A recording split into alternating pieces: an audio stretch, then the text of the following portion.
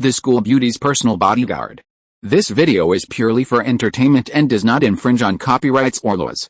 The rights to the novel and image belong to the original author. We do not claim ownership. Don't like waiting and want to listen to this fanfic in full now? Subscribe to our Patreon, where you'll find the best fanfics. Chapter 201 Intermittent Psychosis. In the ward, Kang Xiaobo was startled, and so were Tang Yun and Liu Xinwen. Xiaofen was like this every time she had an attack.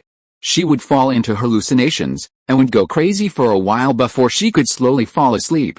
When she woke up, she would not remember anything. This time, she jumped off the building, which was the result of going crazy. Intermittent psychosis. Lin Yi sighed lightly. Xiaofen had suffered serious emotional hurt, which caused psychological barriers. Due to poor guidance, she became what she is now. However, intermittent psychosis is different from mental illness. It is only an early precursor to mental illness. If the correct guidance and treatment are carried out, combined with acupuncture therapy, the symptoms can be alleviated and eradicated. When Song Huping heard Kang Xiaoming's name, she looked at Kang Xiaobo again, and suddenly a look of surprise appeared on her face. Kang Xiaobo looked a bit like that bad guy. Song Huping frowned. No wonder her daughter suddenly fell ill. No wonder she suddenly jumped off the building. It turned out that it was this student who caused it. But, on second thought, no matter what the other person looks like, you can't blame him, not to mention that he is his daughter's savior. How can you blame him? Xiaoming, you still have me in your heart, right? Xiaofen looked at Kang Xiaobo with a dazed look in her eyes, waving her arms and trying to get out of bed to find Kang Xiaobo. The IV needle in her hand was almost knocked off by her. Kang Xiaobo was startled. Afraid that she would get out of bed, he quickly ran over, but unexpectedly Xiaofen hugged him and held him tightly. Xiaoming, you finally came back to see me. You won't leave this time, right? You will treat me well for the rest of your life, right? Xiaofen said while hugging Kang Xiaobo. Kang Xiaobo was a little embarrassed. This was the scene he had been looking forward to. Holding Xiaofen in his arms, Kang Xiaobo thought it must be a fantasy before. But now that the fantasy has become a reality, he can't be happy at all. Because of Xiaofen's illness, and because Xiaofen's heart is still thinking about another man. Although Xiaofen is hugging him, Kang Xiaobo, he is a substitute for another man, Kang Xiaoming. Kang Xiaobo wanted to let go of Xiaofen. This kind of hug made Kang Xiaobo very uncomfortable. He didn't want this kind of hug.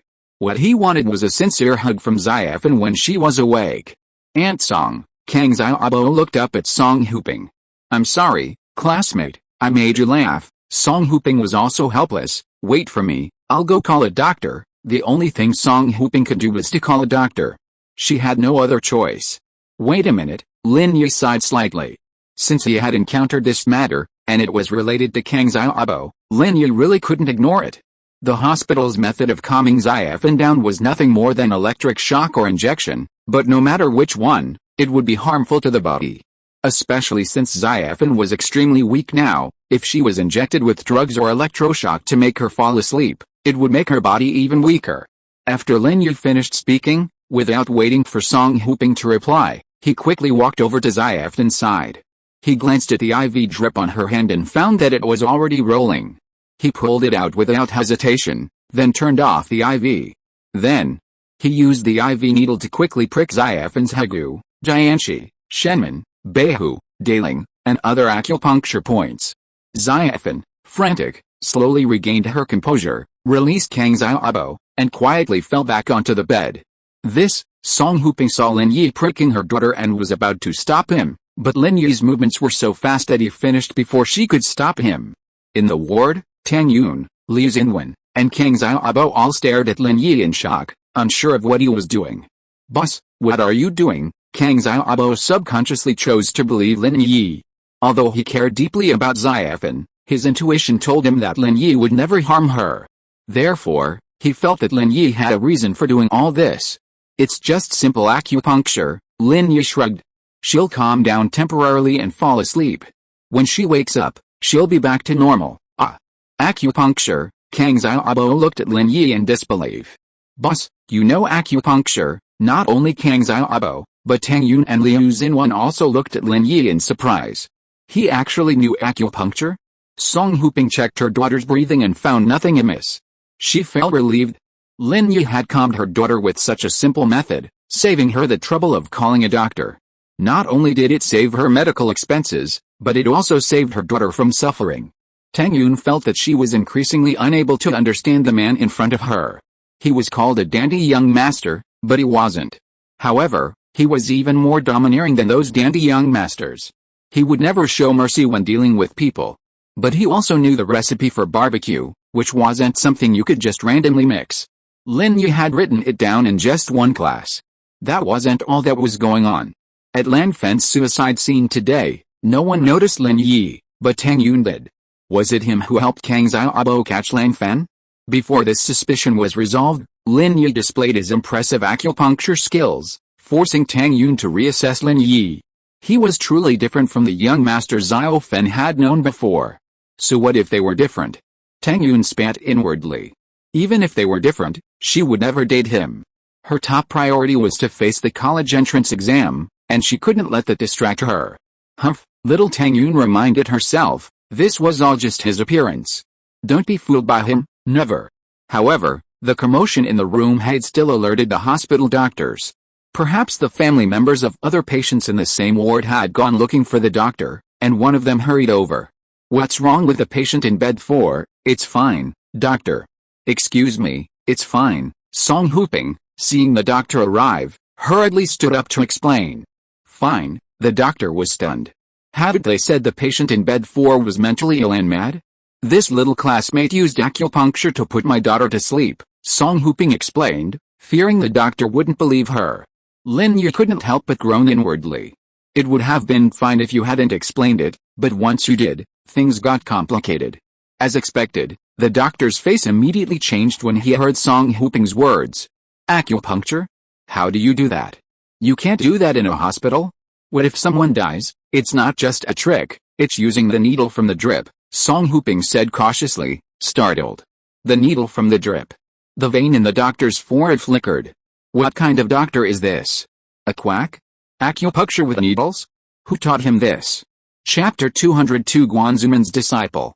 Although this doctor wasn't a Chinese medicine practitioner, he had some exposure to TCM during medical school. How could acupuncture be performed with needles? The needle in this dropper wasn't as thick as a syringe, but that wouldn't work either. Using a needle like that would inevitably damage nerves and blood vessels, and I've never seen an acupuncturist use one.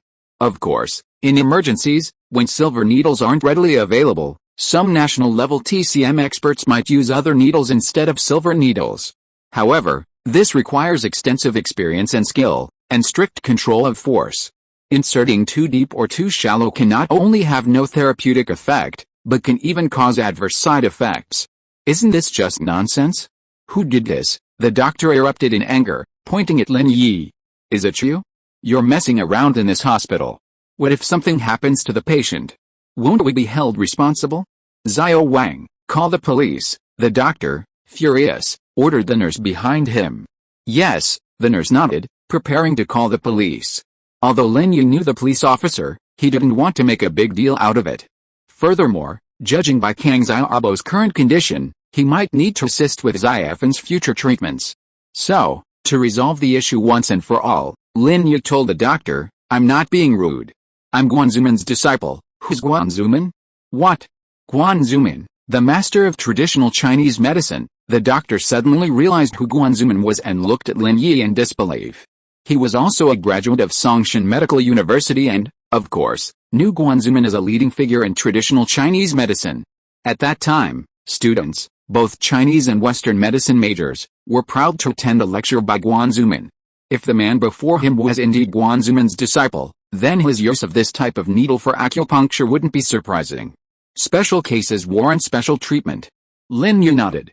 If you don't believe me, I can call him. Seeing Lin Yi's confident tone, the doctor didn't seem to be lying.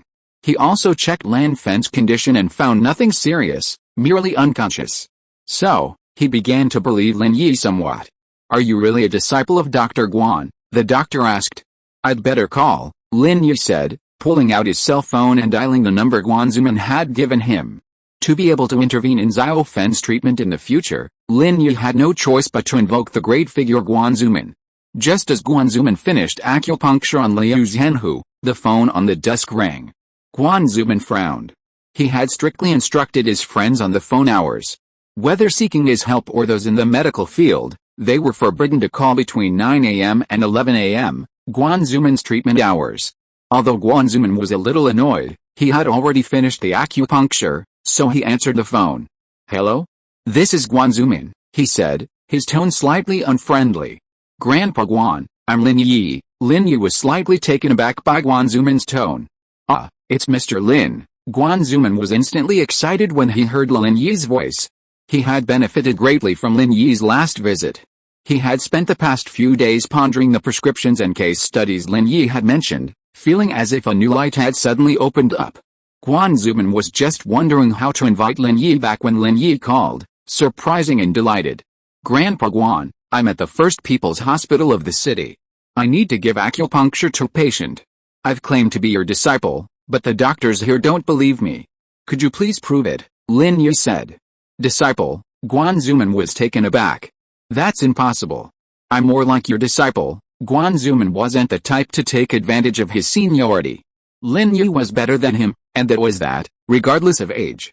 Therefore, Guan Zuman wouldn't dare claim to be Lin Yi's teacher. "Okay, I'll give the number to the doctor here." Lin Yi didn't elaborate, trusting Guan Zuman to explain. After Lin Yi finished speaking, he handed the phone to the doctor in the ward. The doctor quickly took the phone with trepidation and glanced at the number on the screen. It was indeed Guan Zuman's home number. All the medical students knew Guan Zuman's home number. It was no secret, it was in the school's contact manual. After confirming that the other party was indeed Guan Zuman, the doctor cautiously said, "Professor Guan, I'm Wang Liguo from the First People's Hospital, a graduate of the class of 2003. I'm your student." Wang Liguo didn't care whether the other party remembered him or not. He knew that graduating from Songshan Medical College and having attended Guan Zuman's classes was an honor that would evoke envy. "Oh, Xiao Wang, Lin Yi's attainments in traditional Chinese medicine are comparable to mine. You should listen to his advice." Guan Zuman was a down-to-earth man. He didn't want to become Lin Yi's teacher for no reason, so he could only give a vague hint. "Don't worry, Professor Guan." Wang Liguo was shocked. It seemed that Lin Yi had already achieved success. To receive such praise from Guan Zuman. After hanging up the phone, Wang Liguo's attitude immediately changed. "I'm sorry, Mr. Lin, I didn't know you were Professor Guan's disciple. I'm so sorry for offending you." "It's okay." Lin Yi waved his hand. "It was an emergency, and there was nothing I could do. I'll leave the rest of the treatment to you." "No problem, Mr. Lin, don't worry, I'll follow up personally." With this relationship, Wang Liguo naturally paid even more attention to Lan Fen's condition. Song Huping thought her words had caused trouble for Lin Yi and was at a loss for words. But unexpectedly, Lin Yi's call changed Dr. Wang's attitude, and he became even more respectful. Of course, Tang Yun was the most surprised. She looked at Lin Yi with some confusion, but with so many people around, she didn't ask any questions. "Auntie, there's nothing else to do here. Xia Abo and I will be leaving now. We'll visit Xiafan again when her condition stabilizes." Seeing that there was nothing else for him to do, Lin Yi prepared to leave. Kang Xiaobo felt a little reluctant to leave after hearing Lin Yi's words, but after receiving a glare from Lin Yi, he obediently prepared to leave. Tang Yun and Liu Xinwen naturally stayed behind to take care of Xiafan, while Lin Yi and Kang Xiaobo left the hospital.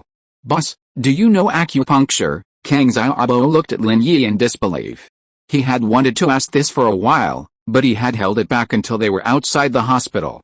If you're listening to this novel on a channel other than Fanfic World, it means they downloaded and uploaded it without effort. We cordially invite you to visit our channel, Mundo Fanfic Novelis. There you'll find the original version of this story and you can explore many other novels of various genres. We're waiting for you to immerse yourself in a world of incredible novels. Chapter 203 Whoever loses goes to confess. "I know a little bit," Lin Yi nodded. "Boss, is it like they show on TV, that a single needle can cure all diseases?" Kang Xiaobo asked curiously. "Of course it can, but my abilities are limited," Lin Yi smiled. Traditional Chinese medicine is so broad-minded, and it's no secret that acupuncture can cure all diseases. However, there are very few who truly master this art and master it to perfection. "Oh," Kang Xiaobo nodded. "What about Xiafan's illness?" "Her illness is primarily psychological. With proper counseling, she should be recoverable, Lin Yi said. Kang Xiaobo was merely curious, but after hearing what Lin Yi said, he didn't dwell on the topic. Boss, why did you pull me away? I wanted to wait for Xiaofen to wake up. Can't you see she's emotionally unstable right now?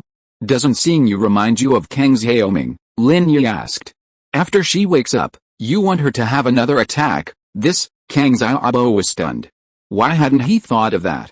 Indeed, Xiaofen's 2 outbursts had been caused by seeing him. The first time was when she suddenly jumped off the building, and the second time was in the ward. If Xiaofen hadn't shown up, she wouldn't have been able to do that. Let's come back and see her after she's calmed down, Lin Yi said. Oh, so where are we going now? Back to eat barbecue, Kang Xiaobo asked. What else to eat? Tang Yun is in the hospital, how can you go back to eat? Lin Yi said with a wry smile. Let's talk about it next time. That's true. Today wasn't a waste of time. Kang Xiaobo was very excited about being able to have close contact with Lan Fen today. Who is that Kang Xiaoming to you? Lin Yi suddenly asked after getting in the car. Before, when Liu Xinwen mentioned the 3 words Kang Xiaoming, Lin Yi noticed that Kang Xiaobo's expression was a little abnormal. This person looked similar to Kang Xiaobo, and they both had the surname Kang, so it was not difficult to infer that the two should be related. Big boss, Kang Xiaobo clenched his fists. To be honest, he's the one I told you about, my great-grandfather's grandson and my second cousin. It's pretty much what I guessed, Lin Yi nodded. Xiaobo, what do you think? Kang Xiaobo lowered his head and fell silent. Lin Yi didn't press him for an answer, but drove quietly beside him. Inside Chu Mengyao's villa. Su Shihong's concert was amazing. It would have been great if I could have been there. Chen Yushu turned off the TV with a hint of regret. Sister Yao, why don't you talk to Uncle Chu and ask him to sponsor Su Shihong to hold a concert here? Daddy's company isn't a place for children to play house.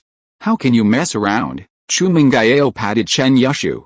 Xiaoshu, are you stupid because you have big breasts? My breasts aren't small. It's Sister Yao, they're too small. Song Lingshan's are big. How could Chen Yushu be deformed? This was the standard figure. What do you mean mine are too small? I'm late in development, okay? Chu Mengyao raged. With your breasts, they'll become a burden sooner or later. I don't think so. Chen Yushu saw Chu Mengyao's anger and made a face. She didn't dare to say anything more and quickly changed the subject. Sister Yao, what should we do? How should I know? Chu Mengyao was still angry. How about we go shopping? Chen Yushu suggested. No, Chu Mengyao is much better than Chen Yushu in major issues. Last time we went to the bar, something almost happened.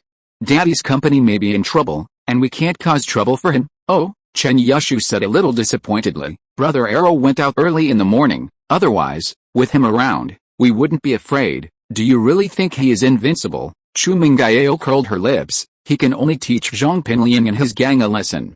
What use is he alone if he meets a powerful person? I think Brother Arrow is very powerful. Chen Yushu disagreed. Didn't he come back safely that day? He ran fast. Chu Mengyao said. Xiaoshu, do you like him? What do I like?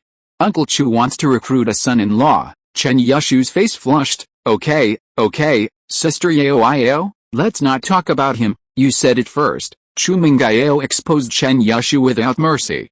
Chen Yushu blinked. How about we play hide and seek? Hide and seek. Chu Mengyao looked at Chen Yushu in confusion. How about hide and seek?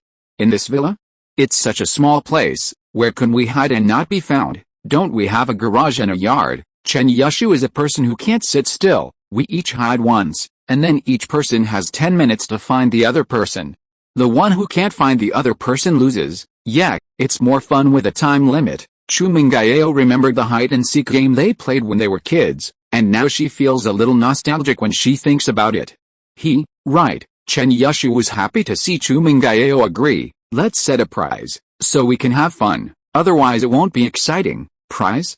What prize do you want to set? Chu Mengyao asked. Forget about betting money, I'm not interested. No wonder, both of them are not short of money, and betting 1 or 200 as a prize is better than not betting at all. They have no interest at all. How cheap is gambling? Chen Yushu shook her head. Let's try something with some juicy prizes. What juicy prizes? Chu Mengyao seemed to be slightly interested now. Life in her senior year of high school was dull and monotonous. She'd always found time to travel, but by her senior year, she hadn't even ventured far. Every day was a routine, back and forth between school and home. It was utterly tedious. How about the loser confessing their feelings to her brother tonight? Chen Yushu suggested, looking at Chu Mengyao mischievously. Huh? Chu Mengyao was momentarily taken aback by Chen Yushu's words. After a pause, she said, Xiaoshu, why are you so mean? Aren't you afraid of being the loser? How do you know I'm going to lose? But I'm not guaranteed to win either, so this way we both have a 50-50 chance, which makes it more exciting, Chen Yushu said. But isn't this a bit too much? Chu Mengyao hesitated. Wow, as Chen Yushu had said, this approach was indeed much more exciting. Wasn't it a bit too much? What if I lose? Would he make me confess my feelings to Lin Yi? Why not just kill me? Sister Yao, think about it. You have a great chance of winning. This is your family's villa. You're more familiar with it than I am, right? Chen Yushu tempted. Okay then, Chu Mengyao thought about it. It was indeed the case. This was her family's villa, so she should have the upper hand. Thinking of this, Chu Mengyao agreed. Chapter 204 Very Insidious. In the first round, Chu Mengyao hid first and Chen Yushu went to look for her.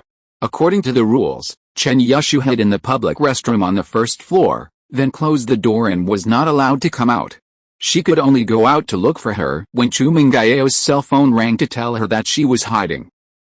Sister Yao, just wait for your confession tonight, haha, Chen Yushu laughed twice while hiding in the bathroom. She had found a perfect hiding place long before she suggested playing hide and seek, and she believed that Chu Mengyao would not be able to find it in a short time. So Chen Yushu was sure of winning, so she proposed such a great bet, because she felt that she would win and Chu Mengyao would lose. After waiting for a while, Chen Yushu's cell phone vibrated. Seeing that it was Chu Mengyao's number, Chen Yushu hung up the phone and walked out of the bathroom. After leaving the bathroom, Chen Yushu did not rush to look for Chu Mengyao's hiding place. Instead, she stood in the living room and began to observe. Although this was Chu Mengyao's home, Chen Yushu had often lived in Chu Mengyao's home since she was 14 years old. She was very familiar with this villa. Chu Mengyao's hiding place would definitely not be an ordinary place, nor could it be a corner of the room. Because the corners she knew, Chen Yushu also knew, and Chen Yushu would definitely go to those places to search one by one. So based on Chu Mengyao's thoughts, Chen Yushu was not in a hurry to look for those corners. Chu Mengyao could not hide there waiting to be found by herself. Looking at the door of Lin Yi's room, Chen Yushu's mouth curled up with a sly smile. During the concert, Lin Yi's room door was ajar. Chen Yushu hadn't gone to see Lin Yi's room specifically. Rather, when she was discussing her confession to Brother Arrow, she'd felt a bit guilty and had subconsciously glanced inside, so she remembered the door's appearance. But now, the door was completely shut. Where else could Chu Mengyao be hiding if not inside? Chen Yushu tiptoed to Lin Yi's door, flung it open, and said with a grin, Sister Yao, come out. I've seen you. With that, Chen Yushu waited confidently for Chu Mengyao to emerge.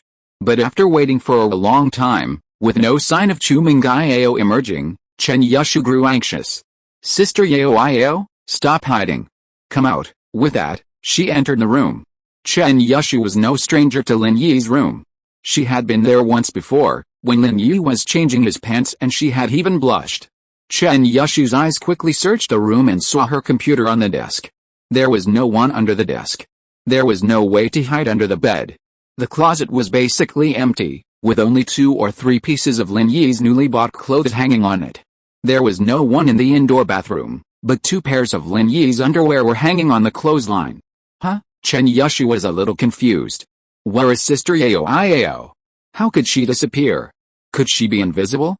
Chen Yushu searched the room several times unwillingly, but still did not see Chu Mengyao. She was suddenly a little discouraged.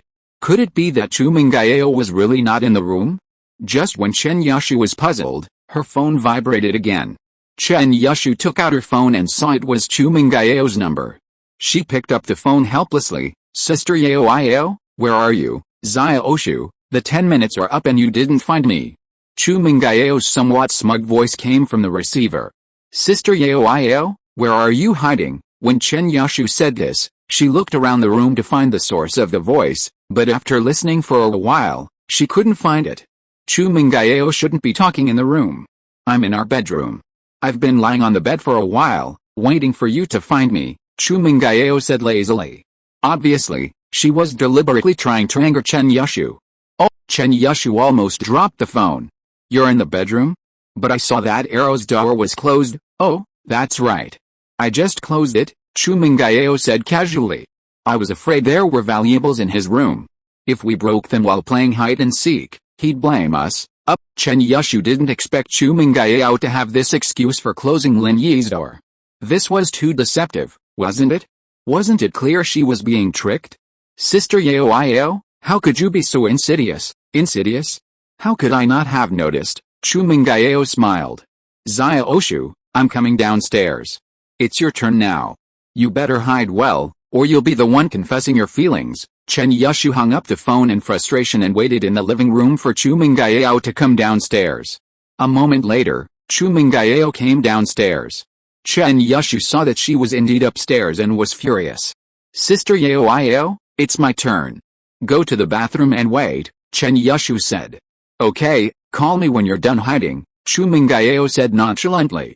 She'd already won one round, so even if she lost the next, the worst she could do was tie. So, Chu Mengyao wasn't nervous at all. Chu Mengyao went into the bathroom, closed the door, and Chen Yushu went to hide. Originally, Chen Yushu had wanted to hide anywhere, but since she'd lost the previous round, she couldn't take any chances. She had to hide in that ultimate, powerful place. After seeing Chu Mengyao close the bathroom door, Chen Yushu tiptoed out of the villa and into the courtyard. In the backyard, there was a separate storage room, fenced in and always locked. Because Chu Mengyao lived alone and had very few things, the room hadn't been used since they bought the villa. However, long ago, Chen Yushu and Chu Mengyao were playing badminton together in the courtyard, and the shuttlecock fell through the fence.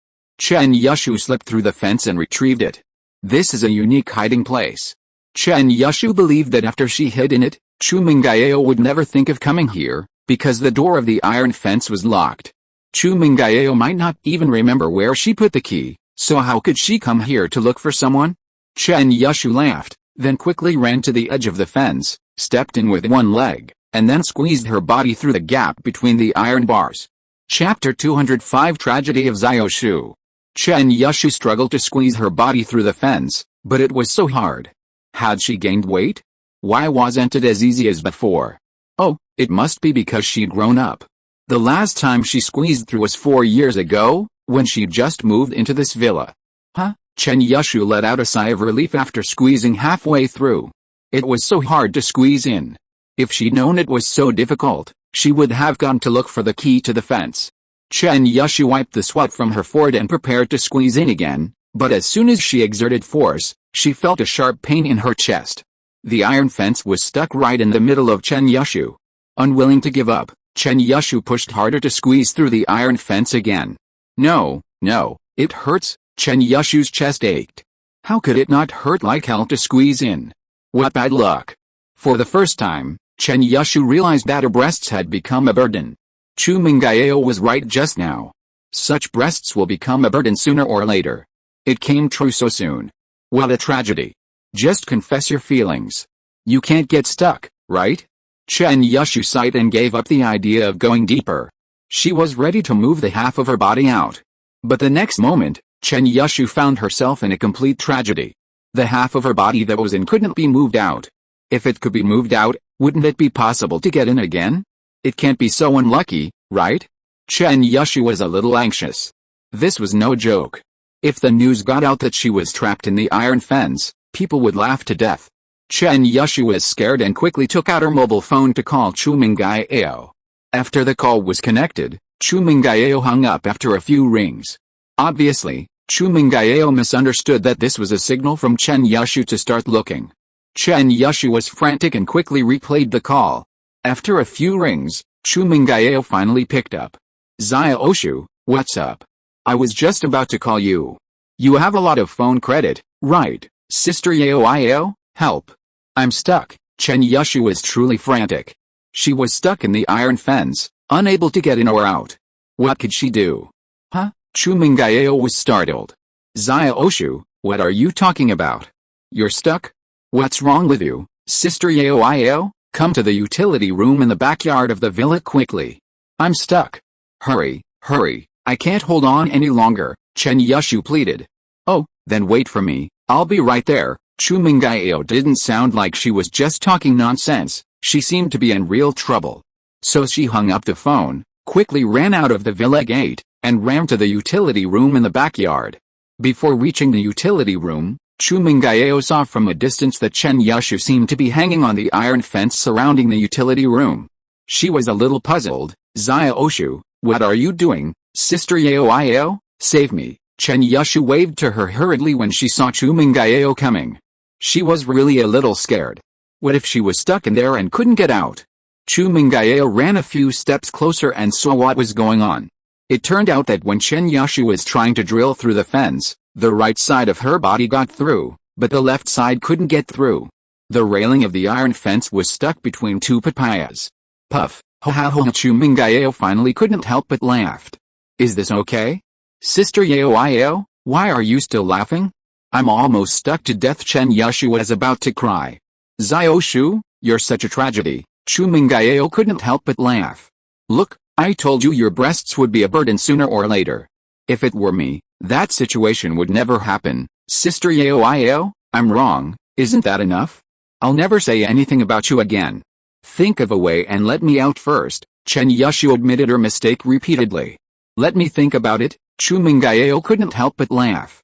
How about I cut off a piece of your breast, Sister Yao? Chen Yushu was genuinely angry. If you keep joking, I'll ignore you. Okay, Xiaoshu, I won't joke anymore. Let me see what I can do. Chu Mengyao quickly shut up. Actually, thinking about it, Chen Yushu was indeed quite tragic. She really shouldn't have teased her. Yet, Chen Yushu nodded, pinning her hopes on Chu Mengyao. How about I hold half of it down for you, and you just push in? Chu Mengyao couldn't think of any good ideas. Will this work? Will it hurt? Chen Yushu was a little scared. There's no other way, Chu Mengyao said, not knowing what else to do. Then let's try, Chen Yushu nodded. And so, the two girls began tinkering with it, and to the uninitiated, they'd think they were playing some high-tech game. Oh, it hurts so much? I can't take it anymore, Sister Yao. It's killing me. I'm not going to do this anymore. I'm not going to do this anymore, Chen Yushu cried out loudly. Xiaoshu, you have to hold on a little longer. Otherwise, how are we going to get out? You can't eat or sleep here, right? What if I need to go to the bathroom urgently? Chu Mengyao said, you have to hold on, but Sister Yao, you're really going to crush me. Chen Yushu's voice had changed. Just push a little harder, and you'll get out, Chu Mengyao encouraged. But I can't use any strength. It hurts, Chen Yushu said aggrievedly.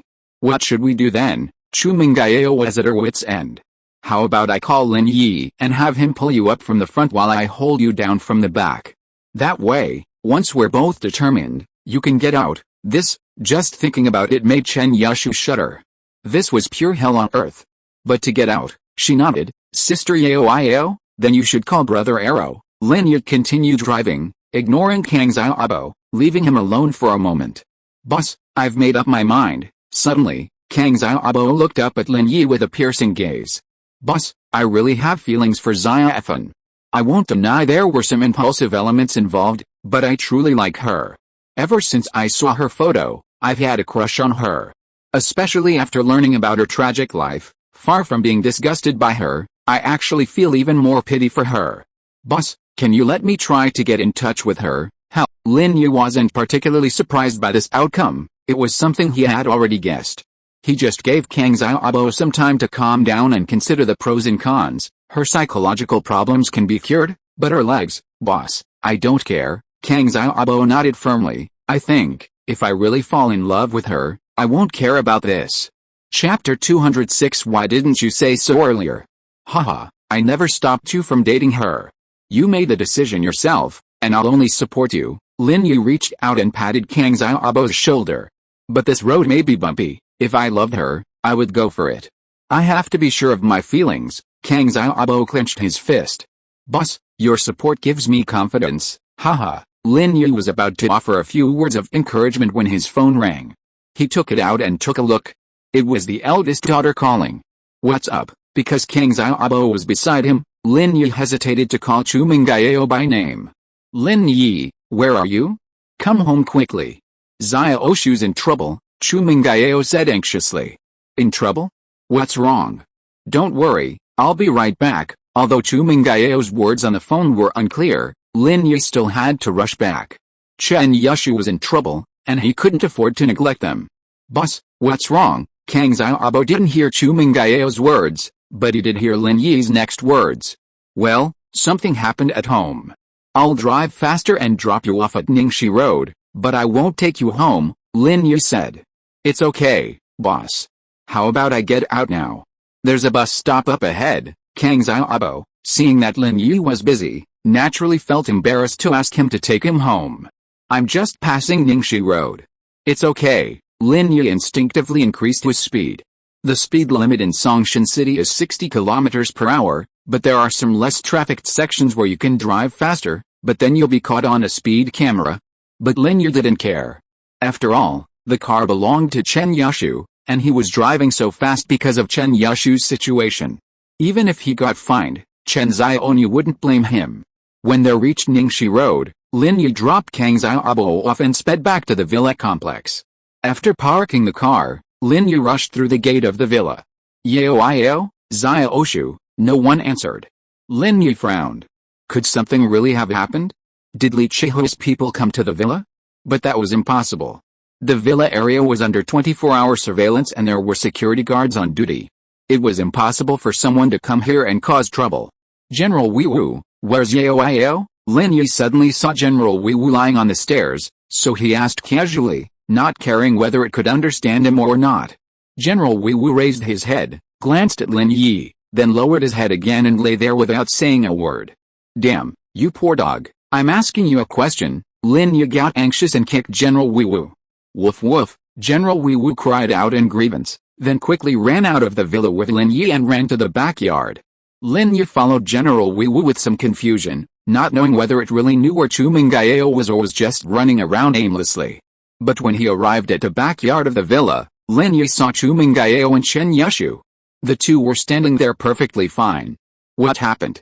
Could it be that these two girls were just messing around with him? "You guys," Lin Yi was about to ask what was going on, but the next moment he realized something was wrong. Half of Chen Yushu's body was stuck inside the fence, and the other half was stuck outside the fence. What kind of posture was this? "Lin Yi, come quickly, Xiaoshu is stuck, she can't get out, and she can't get in, you see what to do." Chu Mengyao waved to Lin Yi anxiously. Lin Yi was a little puzzled. "Xiaoshu, why did you get in there? Sister Yao and I were playing hide and seek, and I wanted to hide in there, but I got halfway in and it became like this. Brother Arrow, help me." When Chen Yushu saw Lin Yi coming, she was not so panicked anymore, but she still wanted to get out as soon as possible. "Hide and seek?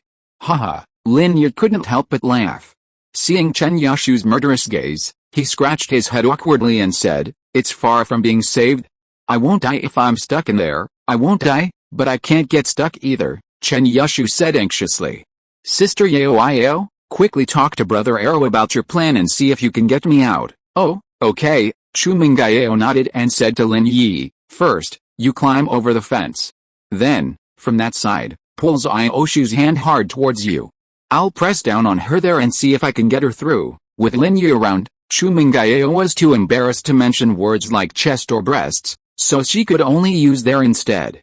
Lin Yi quickly climbed over the fence and said, "I'm holding her now. Yes, I'll count 1, 2, 3, and then you pull hard." Chu Mengyao nodded. "Okay." Lin Yi took Chen Yushu's hand. "Ready, 1, 2, 3, Chu Mengyao pressed down hard on Chen Yushu, while Lin Yi pulled her back. A miserable Chen Yushu nearly burst into tears. It hurts so much, I can't take it anymore, let me go, I'm not getting out." Chu Mengyao quickly let go, and Lin Yi didn't dare pull any further. "You two are trying to murder me, woo woo." Chen Yushu clutched her hands against her chest, tears welling in pain. "Lin Yi, think of something, what can we do?" Chu Mengyao was truly at her wit's end. "How about calling the police?" "Nothing else," Sister Yao Iao. If that woman Song Lingshan saw me like this, she'd die of laughter, Chen Yushu retorted, shaking her head. You can't just stay like this, Chu Mengyao said. I can get her out, Lin Yi interrupted. You? You can, Chu Mengyao was stunned. You can? Why didn't you tell me earlier? What were you waiting for, but you didn't tell me just now? I was just following your instructions. I thought you had a better idea, Lin Yi said with a deliberately bitter face. You? Chu Mengyao raged. Lin Yi, find me a solution. Lin Yi had been deliberately playing along with Chu Mengyao's antics, just to tease Chen Xiaoyu and show her how powerful he was, so she wouldn't have to constantly hold a toilet paper over her and blackmail her. Lin Yi smiled faintly and reached out to Chen Yushu, his hand on the verge of touching her breast. Hey, Arrow brother, what are you doing? Chen Yushu jumped. Was Lin Yi trying to take advantage of her?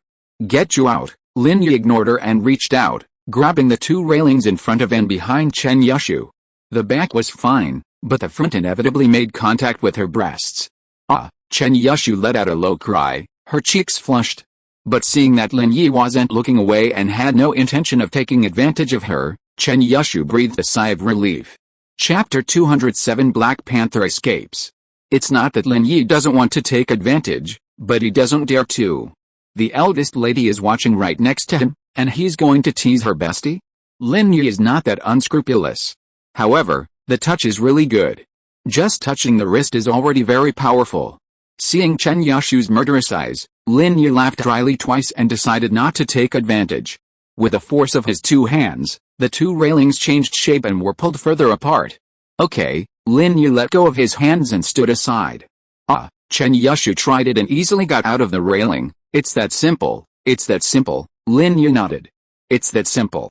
Why did you pull me just now? Chen Yushu was anxious. My breasts, it hurts so much, ahem, Xiaoshu. Chu Mengyao glared at Chen Yushu. Don't talk nonsense. Chen Yushu's face flushed slightly, but she didn't care. Brother Arrow, did you do it on purpose? Yao Iao asked me to do this. Lin Yi seemed a little innocent. I thought her method was the best. Lin Yi, stop trying to sow discord. Chu Mengyao was unwilling. What do you mean my method is the best? Don't I know you can pull the iron fence open? Lin Yi smiled. If it's okay, I will restore the iron fence. Don't drill through it next time. But Yao, it should be okay if you drill through it. As he said that, Lin Yi restored the two open railings to their original state. Lin Yi. What do you mean? Do you mean that I have small breasts? Chu Mengyao was furious at Lin Yi's words. I didn't say that. Lin Yi sweet dropped. His casual words had caused such a big reaction from Chu Mengyao. It's okay, I'm leaving now, come back here. Chu Mengyao was furious when she saw Lin Yi running away. Sister Yao, actually, having small breasts has its advantages. It won't get stuck, Chen Yushu said weakly, looking at the furious Chu Mengyao. Xiaoshu, Chu Mengyao glared at her with a dark face. How could you persuade someone like that? Get stuck? There were so many big-breasted women, and I didn't see any of them get stuck. Only you, a fool, would get stuck. Sister Yao, don't be angry. Zhong Pinliang will like you the same, whether you have big breasts or small breasts, Chen Yushu said seriously. Xiaoshu, are you doing this on purpose? What does it have to do with me whether he likes you or not? Chu Mengyao was going crazy. That's right, it has to be what Brother Arrow likes, Chen Yushu nodded. Chu Mengyao was completely speechless. She was too lazy to get angry with Chen Yushu. If she got angry with her best friend, she would be pissed off sooner or later. However, Chu Mengyao's eyes turned and she thought of something. Xiaoshu, you lost the game of hide and seek, didn't you? Chen Yushu was reminded by Chu Mengyao and suddenly remembered the previous bet, and her vision suddenly went dark. What is the meaning of making a trap for oneself and shooting oneself in the foot? Chen Yushu really hated herself for being so quick-witted. Why did she play the bet for no reason? Sister Yao, I'm stuck, otherwise you would definitely not be able to find me, Chen Yushu argued cunningly. Nonsense, even if you weren't stuck, I would be able to find you, Chu Mengyao said. Xiaoshu, you can't cheat. Otherwise, I will never play with you again. Chen Yushu was a little discouraged when she heard Chu Mengyao's threat. Okay, I'll go. When are you going?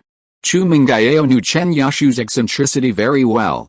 If she said she was going but didn't say the time, she would probably keep putting it off. Dinner time is okay, Chen Yashu tried to get ready. Sister Yao, you have to give me some time to get ready, okay, then dinner time, Chu Mengyao nodded. Don't try to trick me, got it, Sister Yao, Chen Yashu said with a bitter face. But what if Wrigley takes it seriously? That's bad. If he does, then marry him.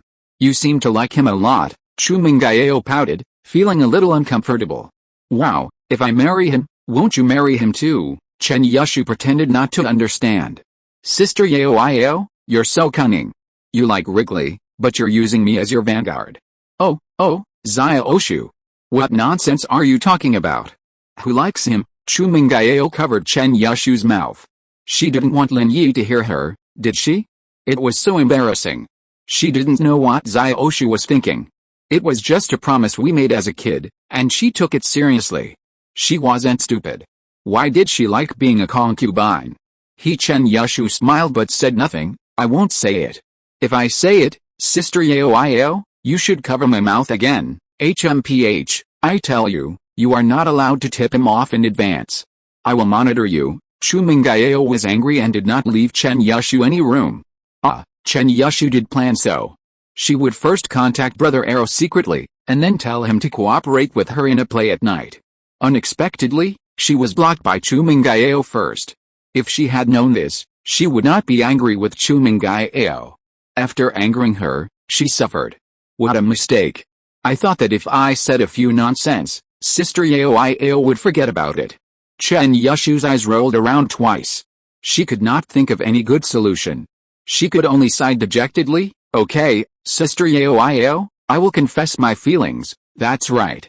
Good children do what they say. Chu Mengyao nodded and pulled Chen Yashu back to the villa. Lin Yi had already returned to the villa and called Uncle Fu, hoping he'd come fix the car. Unexpectedly, he was driving Chu Pengzhan to a business event in nearby city and wouldn't be back for a while.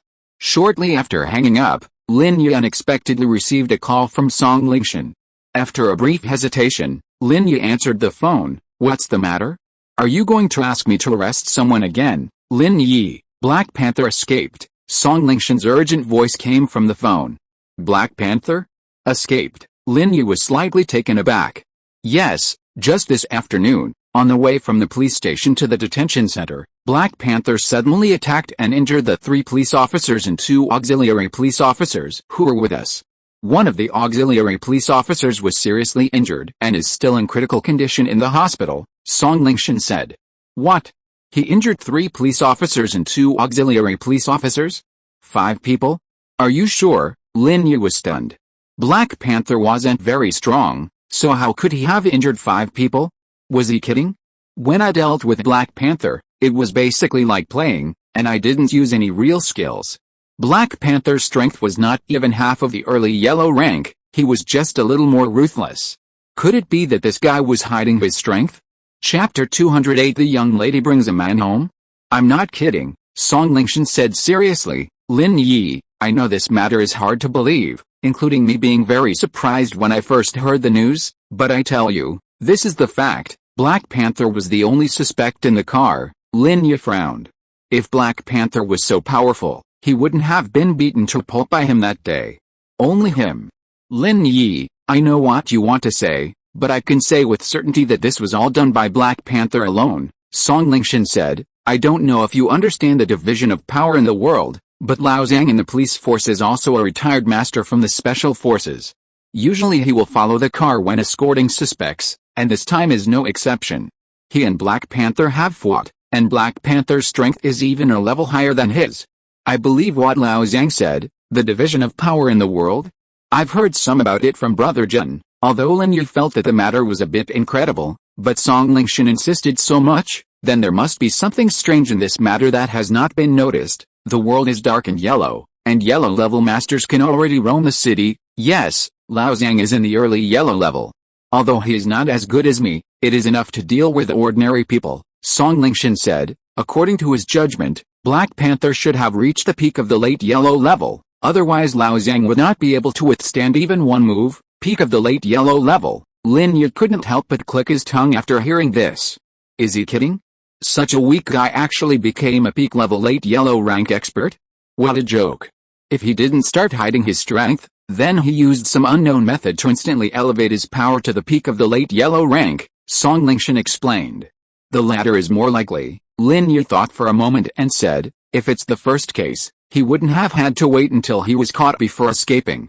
He could have easily finished me off when I attacked him and escaped before you showed up. Of course, Lin Yi was exaggerating a bit. Even a peak level 8 yellow rank expert wouldn't have been so easy to defeat. While this strength division is a common one, depending on the level of practice, actual combat between people of the same level can vary greatly. Yes, we think so too, Song Lingshan said. This news hasn't gotten out yet, but I'm calling you to remind you. You sent Black Panther here, and I'm afraid he'll retaliate. Where do you live? I'll have some police station nearby, no need.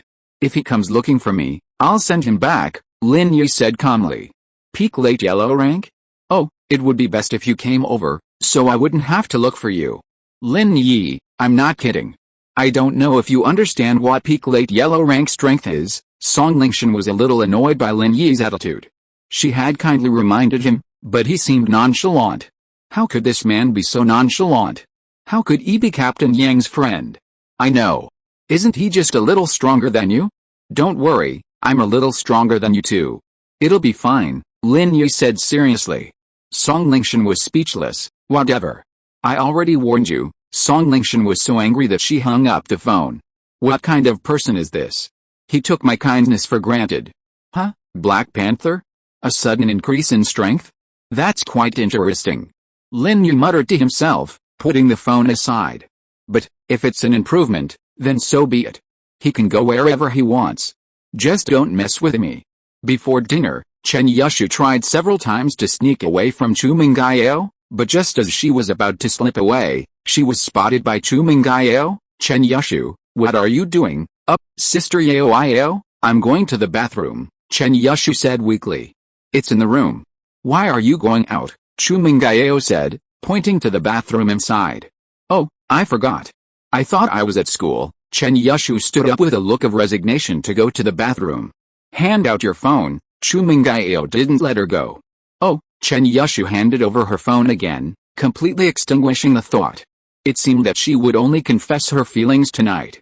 Tonight's dinner was not delivered by Uncle Fu, but by an assistant from Chu Pengzhan's company. Uncle Fu had called Chu Mengyao earlier and told her that he would accompany Mr. Chu to a business event out of town that evening. The person who delivered the meal was the assistant from the company instead. But Chu Mengyao didn't care.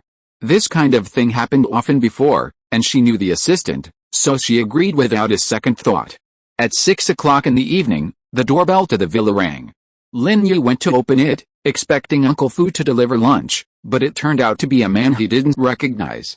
Who are you looking for? Lin Yi asked through the iron gate, not opening it for him. Huh? The man was also startled. He looked up at the villa's door number. He hadn't come to the wrong place. Wasn't this the eldest lady's home? How could a man come out? Only Chu Pengzhan and Uncle Fu knew that Lin Yi lived here. No one else in the company knew, so it's no wonder the assistant was confused. Excuse me, is this Miss Chu Mengyao's home? I'm looking for her, the man asked carefully, making sure he hadn't come to the wrong place. Oh, you're looking for Yao? What's going on? Lin Yi looked at the man in front of him suspiciously, but when Lin Yi saw the lunchbox in his hand, he guessed why he was there. Since Uncle Fu had accompanied Chu Pengzhan to a business event in the nearby city, he naturally couldn't come to deliver lunch to Chu Mengyao that night, so it was normal for him to send someone else. Are you here to deliver food? Lin Yi asked without waiting for the man to speak.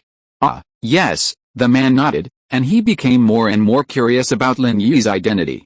Who is this man who appeared in the eldest lady's house? Especially when he addressed the eldest lady in a very intimate way, calling her Yao directly. Could this man be the eldest lady's boyfriend?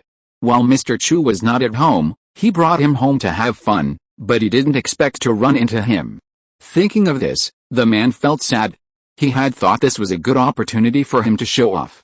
To do private things for the company leader, only trustworthy people could do it. Others couldn't do it even if they wanted to. But he was so unlucky that he ran into the eldest lady's boyfriend. He knew that the eldest lady was in love too early. How could he be okay? When the time comes, the eldest lady will be angry and say a few bad words about him in front of Mr. Chu. Thinking that his bright future had become so bleak, the man felt sad for a while.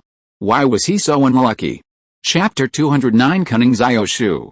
Do you have ID? Although Lin Yi guessed the man's purpose of coming here, he still carefully questioned him. Now is an extraordinary period and it is not a joke. What if this man is a fake and sends a box of poison?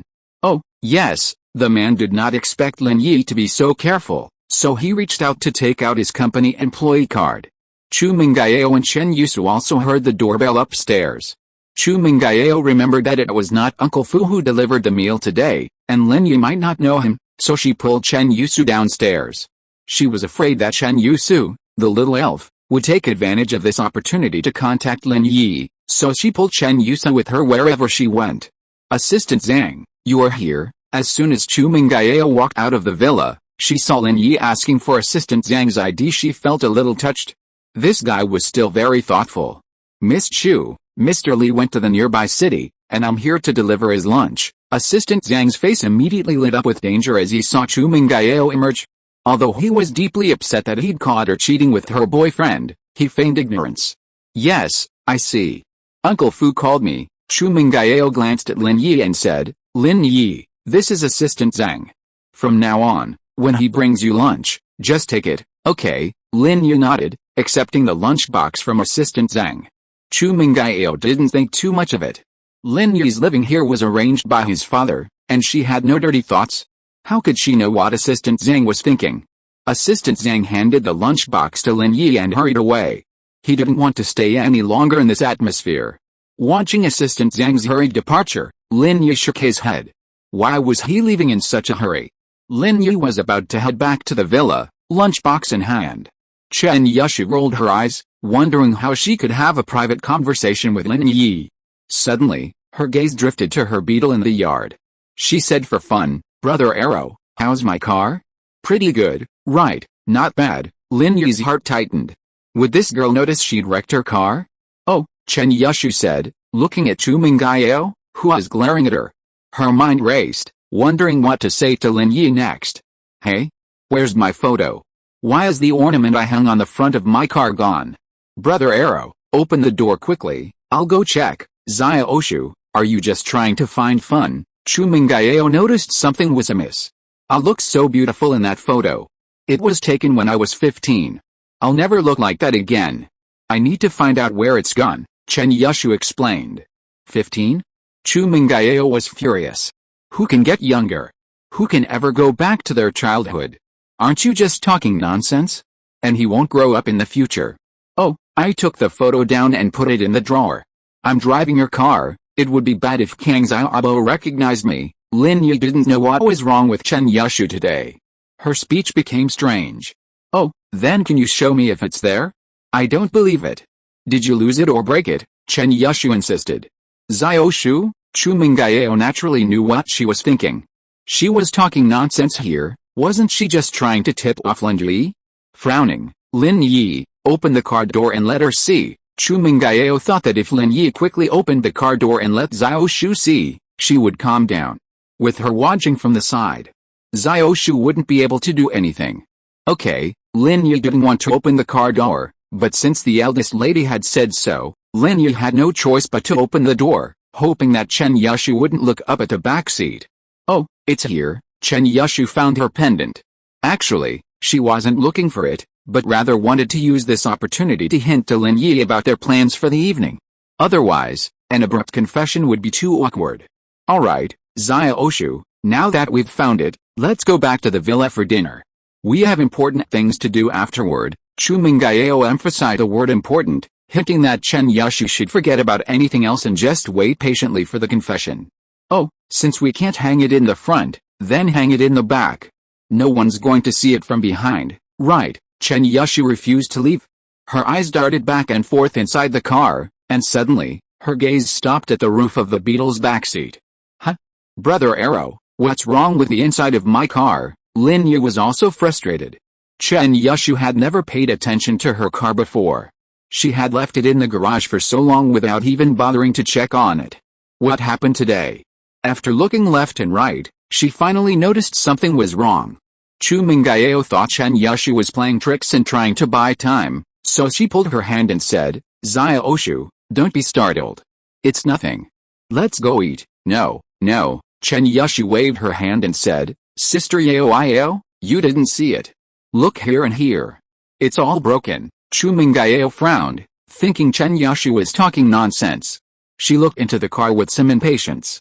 When she saw it, she couldn't help but be shocked. "Lin Yi, what are you doing? How did it become like this?" "I was attacked," Lin Yi sweet dropped. "Attack? Someone ran to the back seat of the car to attack you? How did he get in? Did you let him in?" Chu Mengyao obviously didn't believe it. This kind of car is not like a normal hatchback that can be entered from the back door. The Beetle can only be entered through the front seat. "Brother Arrow, you have to take responsibility." Chen Yushu didn't really care about the car's condition, she just wanted to have a few more words with Lin Yi. "Sister Yao, go back first. I need to talk to Brother Arrow about compensation." "No, we can talk after dinner. The food's getting cold." Chu Mengyao sternly refused. "I like cold food, it's less likely to cause esophageal cancer." How could Chen Yushu miss this golden opportunity? "Then you talk to him, and I'll watch." Chu Mengyao couldn't let Chen Yushu say anything alone with Lin Yi. "Oh, sure." Chen Yushu pretended to be oblivious and casually watching over him. "Brother Arrow, you damaged my car. You have to give me an explanation." "Right." Lin Yi noticed something was amiss.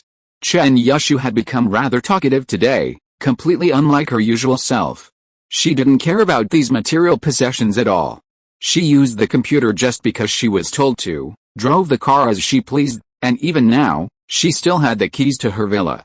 This shows that Chen Yushu is usually a very generous person, but today, he kept harping on the small detail that the roof of the car was broken. If you're listening to this novel on a channel other than Fanfic World, it means they downloaded and uploaded it without effort. We cordially invite you to visit our channel, Mundo Fanfic Novelis.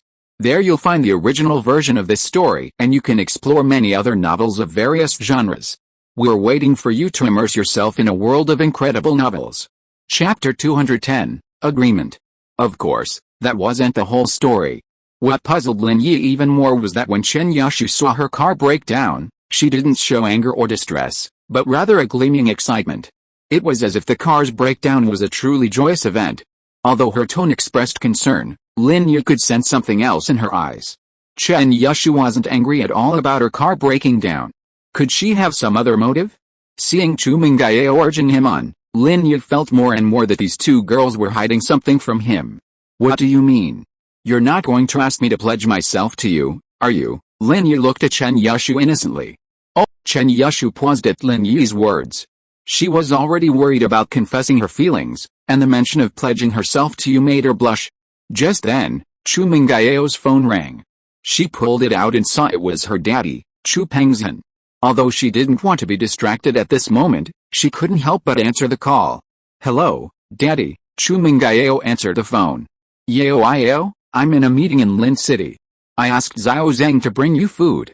"He's here, right?" Chu Pengzhan's voice came over the line. "He's here. He just left." Chu Mengyao was a little anxious, wanting to end the call quickly. Meanwhile, Chen Yushu took advantage of the moment Chu Mengyao answered the phone and whispered to Lin Yi, "Brother Arrow, after dinner, you have to cooperate with me in a scene. Let's forget about the car thing." "Remember, what?" Lin Yi was about to ask what scene, but was interrupted by Chen Yushu's loud voice. "Brother Arrow, you damaged my car. You have to promise me one thing." "I haven't thought about it yet. I'll tell you when I do," Chen Yushu shouted, afraid that Lin Yi's questions would attract Chu Mengyao's attention. Seeing Chen Yushu's concealment, Lin Yi probably realized that she was hiding something from Chu Mengyao. Lin Yi could have easily refused. He was hired by Chu Pengzhan, so his first responsibility was to Chu Mengyao. But Chen Yushu used the car incident to make a fuss, and Lin Yi could only nod in agreement. "Zia Oshu, keep your voice down." Chu Mengyao frowned slightly, and could hardly hear her father's voice on the phone. "Yao, are you talking to Zia Oshu?" "Okay, it's nothing, I'll go back tomorrow, let's contact each other." Chu Pengzhan hurriedly hung up the phone after hearing his daughter's words. "Oh, okay, goodbye, Daddy." Chu Mengyao hung up the phone. but his eyes were fixed on Chen Yashu. Xiaoshu, what are you going to do? Nothing. Chen Yashu stuck out her tongue. I want Brother Arrow to compensate me, but I haven't thought about what the compensation is, so I asked him to agree to one condition of mine. Brother Arrow, you haven't said whether you agree or not. Okay. Lin Yi knew she was acting, so he agreed. It's a deal then. Chen Yashu nodded with a smile, looked at Lin Yi meaningfully, then turned to Chu Mengyao and said, Sister Yao, Brother Arrow and I have reached a consensus on the car issue. Let's have dinner. There's braised knife fish, my favorite, la la la. As she said that, Chen Yashu snatched a lunchbox from Lin Yi's hand and ran into the villa. Chu Mengyao looked at Chen Yashu in confusion. What happened to her? She was crazy. Had she already agreed with Lin Yi? It didn't seem like it. He was staring at her the whole time, and she didn't have time to say anything more. She looked at Lin Yi and asked, What happened to Xiaoshu? How should I know? Lin Yi shrugged. If I hadn't seen her chest being pinched in the afternoon, I would have thought she had her head pinched. Don't talk nonsense. Chu Mengyao rolled her eyes at Lin Yi. Don't say anything nonsense about Xiaoshu. Lin Yi smiled faintly. You have been deceived by Xiaoshu, and you are still speaking for her? The two of them walked into the villa. Chen Yashu had already laid out the meal on the dining table, set 3 sets of tableware, and filled each of them with a bowl of rice.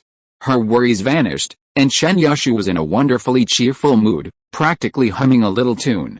Of course, she absolutely couldn't let Chu Mengyao see it, or it would be a disaster. Seeing Chen Yashu's diligence, Chu Mengyao was even more puzzled, but she didn't say anything. She sat down at her usual table. Seeing Lin Yi still standing there, she gestured to the other side of the table. Come and eat too. From now on, you can eat with us so we don't have to leave you a separate table, okay? Lin Yi's status in the family had improved significantly. From initially having to eat only leftovers, to later having some food reserved for him, to now eating together, it seemed Chu Mengyao was slowly accepting her status as a member of the family. Chen Yashu didn't seem to mind. This girl had no temper or tantrums, and was easy to get along with. It was just that her actions were a bit irritating. Sister Yao, today's braised razorfish is delicious, would you like to try it? Chen Yashu ate a piece of razorfish and found it delicious, so she picked up a piece for Chu Mengyao. Xiaoshu, are you hyperactive today? Why don't you act like this usually? Chu Mengyao finally couldn't help it. Sister Yao, I'm just going to take an important step in my life soon, so I'm excited. You know, Chen Yashu said. Chu Mengyao was speechless. An important step? Do you really take the confession seriously? An important step? Thinking of this, Chu Mengyao felt a little unhappy. It was just a joke, but you were so serious. Lin Yi ate the food on the table silently. When eating, Lin Yi never liked to talk much, especially when it came to topics that he couldn't join in the conversation. Lin Yi didn't want to say much. Today, both Chu Mengyao and Chen Yashu were acting strangely. I don't know what Chen Yashu meant by cooperating with her in acting. It was really strange. However, Chu Mengyao's slight unhappiness vanished when she thought of Chen Yashu's impending embarrassment, and Lin Yi's stunned expression after his confession. It was time to let Xiaoshu make a fool of herself. Otherwise, this little girl had been causing trouble for her for the past few years, and she wouldn't have the chance to retaliate against her, nor could she bring herself to do it, since she was her older sister. For example, when Chen Yashu wanted grilled squid, she lied to Zhong Pinliang and said it was Chu Mengyao who wanted it. Zhong Pinliang then skipped class and ran several miles to buy a few skewers of squid, which Xiaoshu then devoured with relish. The same thing happened when she wanted to hear firecrackers during Chinese New Year, so she goaded Zhong Pinliang into setting them off, saying she wanted to hear them. Zhong Pinliang fell for it again. Chu Mengyao sometimes wondered if Zhong Pinliang's IQ couldn't be higher. How could he not learn his lesson after being tricked so many times? Chapter 211 Xiaoshu confessed. In fact, Chu Mengyao really wronged Zhong Pinliang. After being fooled by Chen Yashu several times, Zhong Pinliang actually guessed that Chen Yashu was fooling him. But it's better to be safe than sorry. What if it was really Chu Mengyao's request? What if it happened just once? Wouldn't Zhong Pinliang be in tears? So, sometimes, even though he knew that Chen Yashu was deceiving him, Zhong Pinliang had no choice but to do as he was told.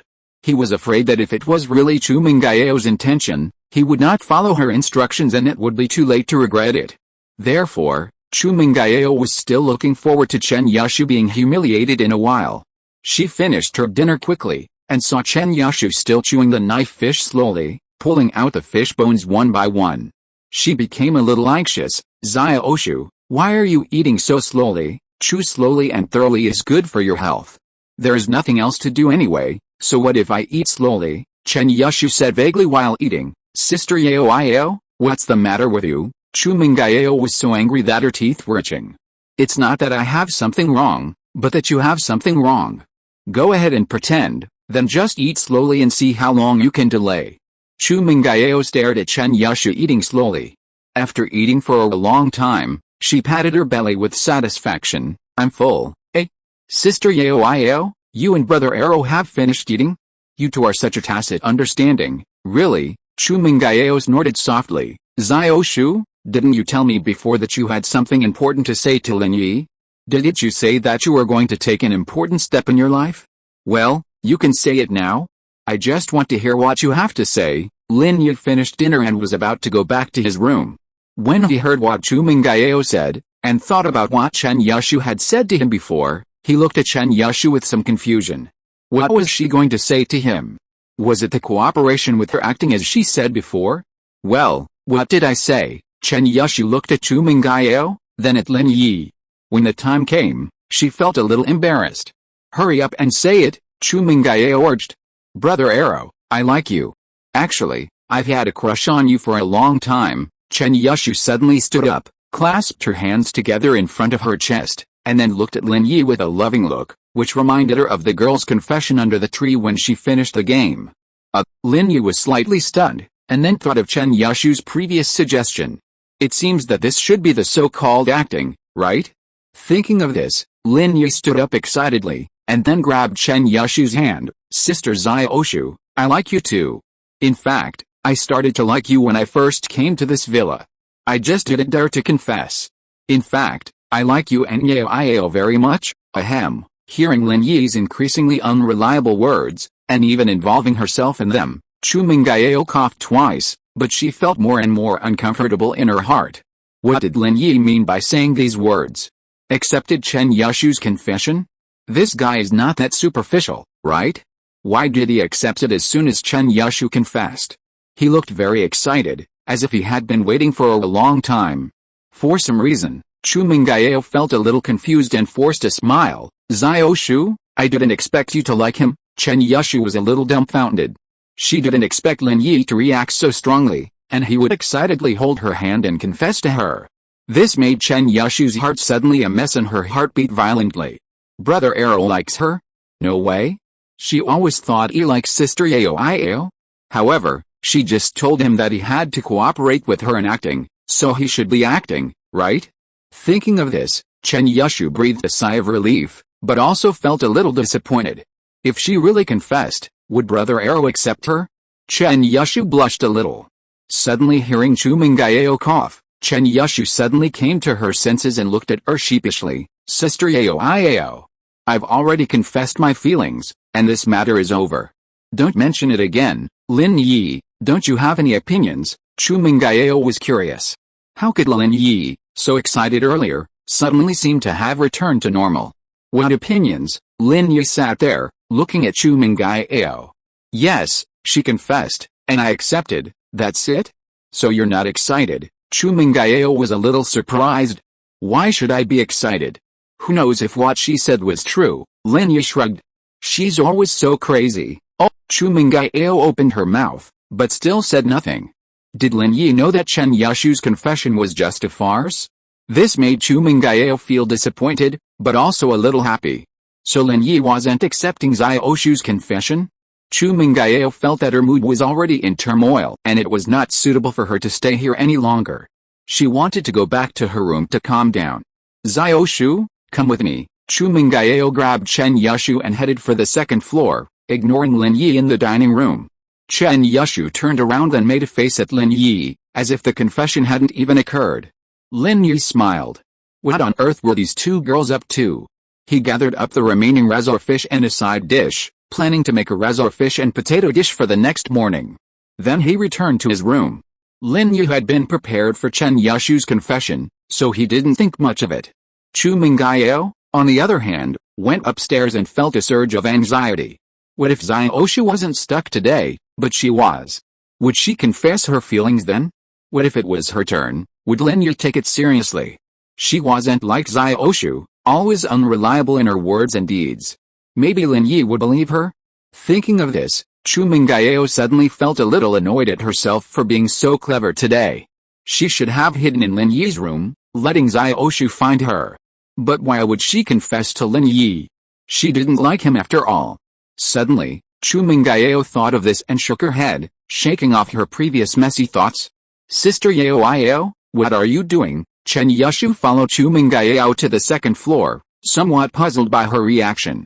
Xiaoshu, why doesn't he believe your confession? Chu Mengyao didn't know what she was saying. Anyway, she was in a state of confusion.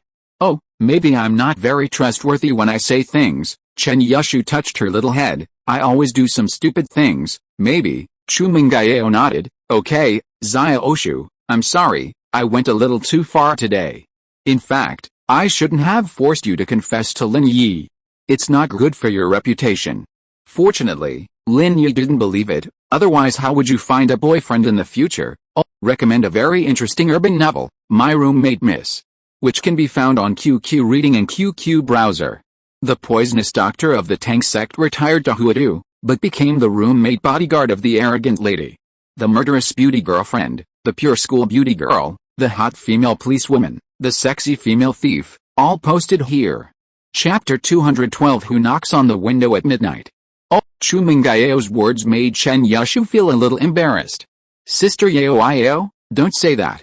I'm willing to accept the loss. I was the one who proposed this bet. How can I not follow through? Besides, I actually told Brother Arrow about it beforehand while you were on the phone, asking him to cooperate with me in acting later. Huh? Chu Mengyao was stunned. She didn't expect that in the few seconds between the time she answered the phone and the time she spoke, Chen Yushu had already greeted Lin Yi. Could it be that the previous scene was just an act between the two of them? Thinking of this, Chu Mengyao glared at Chen Yushu. Xiaoshu? Oh, I admit my mistake. Sister Yao, don't be angry. Chen Yushu was startled and quickly ran to her room. Chu Mengyao was a little amused, but she didn't say anything else. In fact, this result was already very satisfactory, wasn't it? Today's fun really went a bit too far. At night, Zhong Pinliang was sitting in his room on the second floor of his villa, concentrating on watching a horror movie playing on his computer. Zhong Pinliang was actually quite timid. He wet his bed at the age of 8, was afraid to sleep alone at 10, and was afraid to go out alone at night at 12. This didn't fit in with his usual domineering image at school, so Zhong Pinliang came up with a trick. Every night, in the dead of night, he'd hide in his room and watch thriller movies. Although initially frightened to the point of incontinence, he'd slowly developed some courage and was now able to sleep alone and walk at night. However, when watching thriller movies, Zhong Pinliang still felt a bit scared. He didn't dare turn off the lights, so he had to keep them on all night. Today, he was watching a thriller about a child living alone in a villa who hears a knock on his window every night. Why was it so scary? Zhong Pinliang shuddered. His parents weren't home tonight. Could something be knocking on his window? Just as Zhong Pinliang was concentrating on watching the movie, suddenly a dark shadow jumped onto his windowsill. Dang dang dang dang dang, there were a few knocks on the glass. Ah! Zhong Pinliang screamed, and immediately his urine collapsed and he sat down on the ground. Who? Dang dang dang dang dang, there were a few more knocks on the glass. Zhong Pinliang was a little scared, but he still suppressed his fear and looked towards the window. Could he be so unlucky? It's just watching a movie? Huh? When Zhong Pinliang saw the face of the person outside the window clearly, he breathed a sigh of relief, but he was also a little confused. Why did he get here? Zhong Pinliang didn't care about his smelly pants. He quickly ran to the windowsill and opened the window. Brother Black Panther, why are you here? The man was Brother Black Panther, who had just escaped from the police car today. He took advantage of the night and sneaked into Zhong Pinliang's room. He wanted to get some money for his escape and discuss revenge. Young Master Zhong, on the way to the detention center today, I injured a few police officers and escaped from the police car. Black Panther leaped into the room with such agility that Zhong Pinliang was amazed. Brother Black Panther, how did you get up here? Zhong Pinliang knew the structure of his own villa very well. The exterior of the villa was covered with smooth mosaics, with no gaps to step on. It would be absolutely impossible to climb up. And jumping up was even more impossible. It was nearly 10 meters high. Wasn't that a joke? I jumped up, Black Panther said lightly. Young Master Zhong, I'm no longer the same Black Panther. I now possess the strength of the peak of the late yellow rank. Peak of the late yellow rank? What kind of strength is that? Zhong Pinliang was not very clear about the division of strength in the martial arts world. She's even stronger than the average special forces soldier, Black Panther said. That song girl from the criminal investigation team is only at the mid-stage yellow rank. Oh, Zhong Pinliang was confused. Brother Black Panther, how did you suddenly become so strong? Before, when Brother Black Panther was beaten up by Lin Yi, he seemed very weak. But now, as he said, even Song Lingshan from the criminal investigation team is no match for him. And judging by his agility, he didn't seem to be lying. His strength must have increased suddenly. If only he had been this formidable when he beat Lin Yi before, Zhong Pinliang thought with some regret. HMPH, in my early years, I once joined a mysterious martial arts sect. Inside the sect, there was a very powerful martial arts secret book. One of the chapters was about increasing one's strength to the extreme by consuming one's lifespan. Black Panther did not hide it, but because I violated the sect's rules, I was expelled. When I left, I copied down the chapter about quickly increasing one's strength. Zhong Pinliang didn't understand what he said, but nodded anyway. He was not stupid, so this method of quickly increasing strength has flaws, right? Yes, not only does it have flaws, but the flaws are huge. First of all, you have to sacrifice 5 years of life. Secondly, this quickly increased strength can only last for about a month, after which you will become an ordinary person, and your major meridians will also be damaged, and you will never be able to practice martial arts again in your life, Black Panther said, but compared to the punishment I have to face, this sacrifice is worth it. The reason why Black Panther wanted to escape was because he knew that what he had done this time was not a small thing. Illegal possession of firearms, seeking compensation and causing trouble, intentional injury, plus some criminal records in the police station before he committed any crime, all of which were dug up this time. It is estimated that he will be sentenced to at least 10 years in prison for multiple crimes. Black Panther can't wait any longer, so he took the risk. Staying in prison for 10 years, for a person like Black Panther who loves to enjoy life, it is better for him to die. He escaped and wanted to do two things. One was to seek revenge on Lin Yi. This guy not only sent himself to the police station, but half of his face has not healed yet, and the wound on his hand caused by the gunshot is also painful. This is simply the greatest shame since Black Panther debuted. The second thing is that after dealing with Lin Yi, he will borrow some money from Zhong Pinliang, then run away from this city, and live the rest of his life in style. Oh, Brother Black Panther, then why did you come here? Zhong Pinliang asked carefully. After all, Brother Black Panther going to prison had a lot to do with him. If he hadn't asked him to come, he wouldn't have been like this. So Zhong Pinliang was very cautious, fearing that Brother Black Panther would vent his anger on him. Chapter 213 Black Panther's Revenge. Mr. Zhong, don't worry, every wrong has its perpetrator. This matter has nothing to do with you. It was all caused by that kid Lin Yi. I came out this time to make him disappear from the earth to relieve the hatred in my heart. Black Panther saw Zhong Pinliang's worry, so he explained hatefully, however, I am penniless now. Financially, I need Mr. Zhong's full support. After hearing what Black Panther said, Zhong Pinliang was relieved. As long as Brother Black Panther was not here to make trouble for him, everything would be fine. It was just money, he still had plenty of money. Brother Black Panther took such a big sin for him, and he was also going to help him deal with Lin Yi. Zhong Pinliang was so happy. Brother Black Panther, don't worry, money is not a problem. I'll talk to my dad and get you 1 million first, Zhong Pinliang said, but to deal with Lin Yi, we have to study it carefully. We can't do it to him in school. We have to find another place. Thank you, young Master Zhong. Hearing that Zhong Pinliang was so generous and was able to give him 1 million for the first time, Black Panther was relieved. It seemed that his trip was not in vain. The Zhong family was also very kind to him, and it was worth it for him to take the blame. As for dealing with Lin Yi, he naturally would not be stupid enough to do it in public, so he nodded. Yes, this needs to be discussed carefully, but not for too long. Otherwise my strength will return to normal and I won't be able to beat that kid. Don't worry, brother Black Panther, it will only take a few days. Zhong Pinliang also wanted to kill Lin Yi as soon as possible. The more he looked at him, the angrier he became. He actually dared to kick him down in class and made him lose face. Zhong Pinliang would not be at ease until he avenged this. Okay. I'll be leaving first.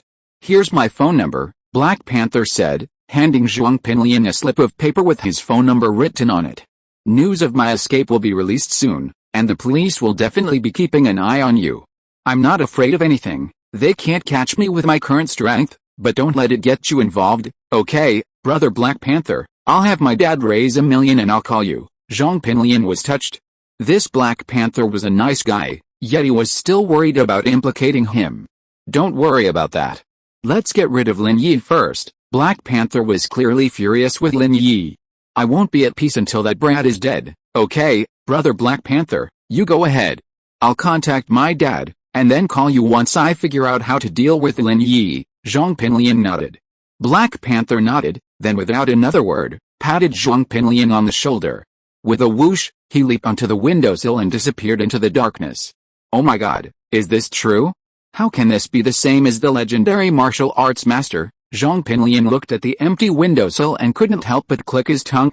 He walked to the windowsill and looked down. Brother Black Panther was nowhere to be seen. He must have left. If the previous scene was not clearly visible and he still had a contact number from Brother Black Panther in his hand, Zhong Pinliang would even think he was dreaming. After Brother Black Panther left, Zhong Pinliang hurriedly took out his mobile phone and called his father. After a long while, the call was connected and there was a noisy sound. It was obvious that Zhong Fabei had a dinner party outside and was drinking. Pinliang, is there something wrong? Dad, it's urgent. Can you come back? Zhong Pinliang subconsciously lowered his voice, although he knew that there was no one in nearby eavesdropping. What's the matter? I'm out with a client. Your mother is here too. We are all old friends. It's not easy for her to leave, Zhong Fabei said. It's really urgent, Dad, please come back soon. Zhong Pinliang was afraid that someone near his father's phone could hear him, so he didn't dare to believe it too much. Pinliang, what's the matter? Why are you so ignorant? Dad is really busy here. Zhong Fabei was a little unhappy. What could happen so late at night? Brother Black Panther escaped from prison. Zhong Pinliang lowered his voice to the lowest level again. What? What did you say? Zhong Fabei was stunned, then said, then wait for me, I'll be back soon. Hearing that Brother Black Panther escaped from prison, Zhong Fabei's heart suddenly tightened, and he didn't care about accompanying the client anymore. This is a big deal. If not handled properly, his son will be implicated. He had finally found a lawyer to meet with Black Panther and let him take all the responsibility. Then, when he was released from prison, he would reward him handsomely. But now that Black Panther ran away, things have become a little complicated. Don't let anything go wrong. Glancing at his wife, Zhong Fabei said, Xiahua, you stay here with your old friend first.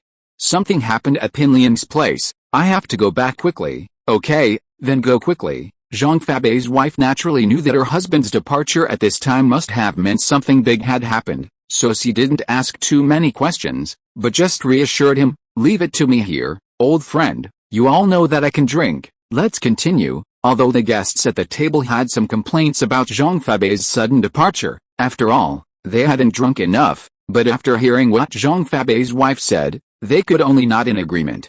They were all very familiar with each other, so it was not easy to say much. Zhong Fabei came down from the bar, left a cart to his wife, and hailed a taxi downstairs and returned to his home. Without even bothering to take off his coat, he shouted the moment he entered, Pinliang, where are you? I'm back. Hearing his father's voice, Zhong Pinliang quickly emerged from his room and ran downstairs. Dad, I'm here, what's going on?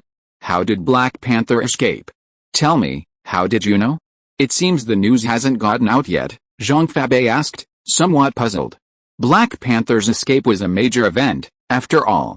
News reports and the like should have been out, but there was no news yet. How did Zhong Pinliang know?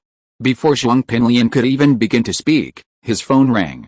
He glanced at the caller ID and immediately gestured to his son, Zhong Pinliang, to keep quiet before answering. Captain Song, why are you calling me so late, Mr. Zhong? Sad news for you. Black Panther has escaped, Song Lingshan hadn't wanted to make the call, but she had to. If Black Panther escaped, his targets for revenge would be Lin Yi and Zhong Fabei. Song Lingshan was not stupid, so she could naturally guess the reasons why Black Panther caused trouble in the school. However, Black Panther admitted to the incident, and Zhong Fabei had considerable influence in the city. His elder brother-in-law was also a shareholder of Pengzhan Group, so many stakeholders were involved.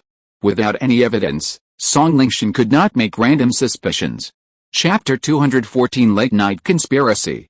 Ever since Black Panther was taken to police station, Zhong Fabei had adopted a hands-off approach, simply hiring a lawyer and then ignoring him.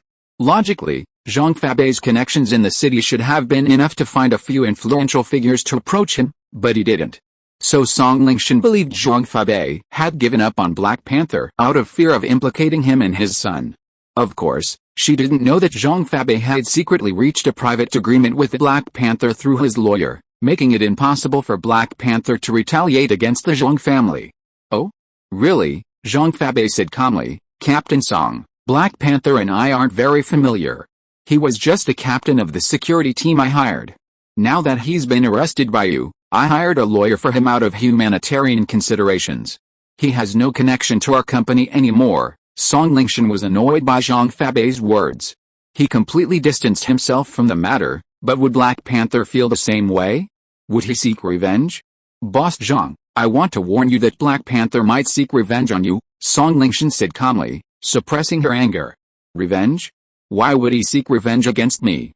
I pay him a salary every month, plus bonuses. Zhong Fabei smiled. Captain Song, you're worrying too much, aren't you? Thank you for the reminder. I'll be careful, you know why, so I don't need to explain it so clearly, Song Lingshan sneered. It's best to hire a bodyguard to protect your son 24/7. If you need police assistance, feel free to contact me. Although Song Lingshan disliked Zhong Fabei, as a police officer, she still had to remind him to be careful. Oh, I will, don't worry, Zhong Fabei said. I have news on Black Panther and will contact you as soon as possible. After hanging up on Song Lingshan, Zhong Fabei's face darkened and became serious. Pinliang, how did you know Black Panther escaped? The police had just called him, and his son, Zhong Pinliang, already knew about Black Panther's escape. So how could his son have known about it? Dad, I saw Black Panther. He just came over, Zhong Pinliang said. He's here? What is he here for? Did he threaten you? Zhong Fabei's face became even more frightening. Before, he was just dealing with Song Lingshan and disassociating himself from the matter. However, he still remembered Song Lingshan's words in his heart.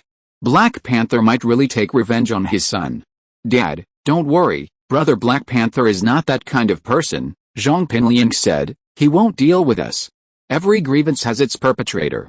The person he wants to deal with is Lin Yi, not me. Oh? How did you know? Did he tell you that? Zhong Fabei was slightly stunned and asked, Pinliang, tell me, what happened? Dad, this is what happened, Zhong Pinliang explained. I was watching a movie in my room just now, but suddenly a black shadow jumped onto the windowsill and scared me. Jumped onto the windowsill? Are you kidding? Your room is on the second floor, which is almost 10 meters high. Zhong Fabei was stunned and looked at his son in disbelief. Dad, I don't know about that either, but he said that in his early years he joined a sect that had a technique that rapidly boosted one's strength. At the cost of reducing one's lifespan by 5 years, one could reach the peak of the late yellow rank within a month, Zhong Pinliang said. What? Peak of the late yellow rank? Zhong Pinliang didn't know what this level was, but Zhong Fabei couldn't have been unaware. He'd been in the martial arts world for so long, so he naturally understood what it meant. Forget about the late yellow rank. Among his friends, there was only one expert who had just reached the early yellow rank, and this person was just his equal. He didn't use his skills, and he could only turn to him when he was in trouble. This person was already unrivaled in the city, so how incredible was the peak of the late yellow rank? Black Panther had actually reached this level? Even in just 1 month, it was still quite impressive. Yes, that's what he said. Zhong Pinliang nodded. Dad, is this late yellow rank peak very powerful? Very powerful. Unimaginably powerful. What else did he say to you? Zhong Fabei took a breath. It was thanks to him that he had made peace with Black Panther through his lawyer and reached an agreement. Otherwise, after Black Panther came out, he would probably retaliate against himself and his son Zhong Pinliang first. He said that he wanted to seek revenge on Lin Yi, and after the revenge, he would need some money to get away. I have already promised him, Zhong Pinliang said. Dad, I said I could give him 1 million as the first payment. You don't blame me for acting on my own, right? You did a great job, Zhong Fabei said. 1 million is nothing to our family. Just give it to him. If he wants to run away, you can give him 2 million. As for his revenge on Lin Yi, you shouldn't get involved, Dad. I hate that Lin Yi too. You don't know, that guy is so arrogant. I was in class at noon, sitting next to Chu Mengyao and talking to her, but Lin Yi thought I was blocking his way by sitting in the aisle of the class, so he kicked me and I fell on my back. I still feel pain from the fall. Zhong Pinliang added fuel to the fire and said, this kid is the stumbling block in my pursuit of Chu Mengyao and he must be removed. Oh? In that case, then don't get involved openly. Give Black Panther some advice in secret. Zhong Fabei nodded. Pinliang, you've grown up. Judging by what you just did, I won't say anything more. Just do what you think is right. Thank you, Dad, Zhong Pinliang nodded. By the way, Dad, I've already given Zhang Neipeo the 700,000. Well, this guy can be of use to you in the future. 700,000 for a loyal subordinate is worth it, Zhong Fabei said without any regret. That evening, Zhong Pinliang began to ponder how to deal with Lin Yi. Originally, he wanted to eliminate Lin Yi as soon as possible. He wished Lin Yi would be hit by a car that morning. But now, after witnessing Black Panther's peerless martial arts, and especially hearing his father's praise of the peak late-stage yellow rank master, his heart began to stir. His original desire to kill Lin Yi became even more frantic. He couldn't let Lin Yi die like this. He had to make him suffer before dying. Otherwise, the hatred in his heart would be unbearable. This guy made me look so bad, and my prestige in school plummeted. The third brother of the 4 evil boys on campus was once so powerful, but now he has fallen to the point where he is laughed at behind his back. I will not be a human being if I don't take revenge. I must make Lin Yi die in pain. Zhong Pinliang clenched his fists. Chapter 215, A Chance Encounter at the Hospital. Growing up in this kind of family, with a father who was a half-black, half-white gangster, Zhong Pinliang was naturally more ruthless than the average student. While he might be timid, that didn't mean he wasn't ruthless. He wanted Lin Yi dead, yet felt no guilt at all. Not only that, he even wanted Lin Yi's death to be even more brutal. This was the difference between children born into such a ruthless family and those from ordinary families. What could possibly cause Lin Yi more pain? Physical torture had already lost Zhong Pinliang's interest, and beating Lin Yi up seemed pointless. Mental torture was far more excruciating than physical torture. Zhong Pinliang, who often watched horror films to strengthen his courage, understood this well. Therefore, to torture Lin Yi, he had to target his mind and spirit. Oh, right, Zhong Pinliang suddenly remembered Zhu Ruiming's previous visit to discuss the matter of Tang Yun. If Tang Yun were harmed by Zhu Ruiming, and Lin Yi were to witness it before his death, wouldn't he die with regret? Thinking of this, Zhong Pinliang couldn't help but burst out laughing. He was truly a genius, able to come up with such a treacherous plan. Just imagine how satisfying it would be for Lin Yi to see his beloved woman harmed by Zhu Ruiming, helpless to stop her, beaten to death in agony by Black Panther. He'd probably be filled with resentment, turning into a ghost from a horror movie. Zhong Pinliang decided to discuss this matter with Zhu Ruiming on Monday morning before school. Of course, he wouldn't reveal the details of Lin Yi's murder, only saying he could assist him. Early Sunday morning, Lin Yi was awakened by a call from Kang Xiaobo. Boss, I want to go to the hospital to see Xiaofen. Are you coming? Kang Xiaobo hadn't slept well the previous night and was suffering from insomnia again. His previous insomnia was due to a barbecue at Tang Yun's house, a chance he'd boast about. But now, Kang Xiaobo had forgotten all about that bragging right away. His thoughts were completely focused on Xiaofen. Last night, for the first time in his life, Kang Xiaobo lost sleep over a girl. He felt sympathy for Xiaofen, but also hatred for his second cousin Kang Xiaoming. A good girl became like this because of him, but he didn't care about her at all, and he even never showed up again. Xiaofen's family was already very poor, and Xiaofen's illness made things even worse. This made Kang Xiaobo very angry. He wanted to call his second cousin to question him several times, but he held back. After all, he only listened to Tang Yun's one-sided story. Although he also tended to be in favor of Tang Yun, he had to ask Xiaofen about the specific situation. Besides, When two people are in love and one of them changes his mind, it is difficult to say who is right or wrong. But if Kang Xiaoming is so heartless, he is really not a human being. Do you want me to drive you there, or do you want me to accompany you? Lin Yi got up from the bed with a phone. Both. Kang Xiaobo chuckled. Boss, firstly, I was thinking of getting a ride from you, and secondly, it would be awkward for me to go alone without you. With your relationship with Tang Yun, it's only natural for me to go visit your friends. What's the relationship between Tang Yun and me? Lin Yi smiled bitterly. We're not even close right now, regardless of whether we're related or not. You're definitely much closer to her than Xiaofan and I are. It's hard for me to go without you, Kang Xiaobo said. Boss, please take care of my love life. Now that I've made up my mind, I'll move forward courageously and never back down. Okay, then, wait for me at the place where I was yesterday. I'll pack up and be there in about an hour, Lin Yi said. Lin Yi's only buddy at school naturally supported him. Kang Xiaobo was a good man, very loyal. For something as innocuous as this, Lin Yi would help him whenever he could. Lin Yi put down the phone, got dressed, and checked the time. It was only a little after 7. Kang Xiaobo, really early. Lin Yi had been enjoying communicating with old Jiao in his dreams ever since. The old man knew so much, from all corners of the earth, that he seemed to be omnipotent. First, he went to the kitchen and used the leftover knife fish from yesterday to cut up some potatoes, then put them all in the electric pressure cooker. One advantage of using an electric pressure cooker to stew potatoes is that they cook quickly and become tender. Chu Mengiao's kitchen was fully stocked with all sorts of cooking utensils, though many had never been used. The pots were packed away on the cupboard, but the instruction manuals were still inside. The electric pressure cooker had an automatic timer, so Lin Yi didn't have to set anything manually. He left a note on the dining table for Chu Mengyao and Chen Yashu, telling them to eat when they woke up and that he was going to run some errands. Then, Lin Yi left the villa. The incident of Chen Yashu's car being smashed was over, and Lin Yi was too lazy to call Uncle Fu to have it fixed. He just left it that way for now, as it wouldn't affect the use of the car. Kang Xiaobo was already waiting at Ningxi Road Station. Lin Yi picked him up and they headed to the First People's Hospital. However, Xiaofan and her family weren't in the emergency room. Xiaofan's previous bed had been occupied by an elderly woman. Upon inquiring, Kang Xiaobo learned that she had been transferred to the inpatient department.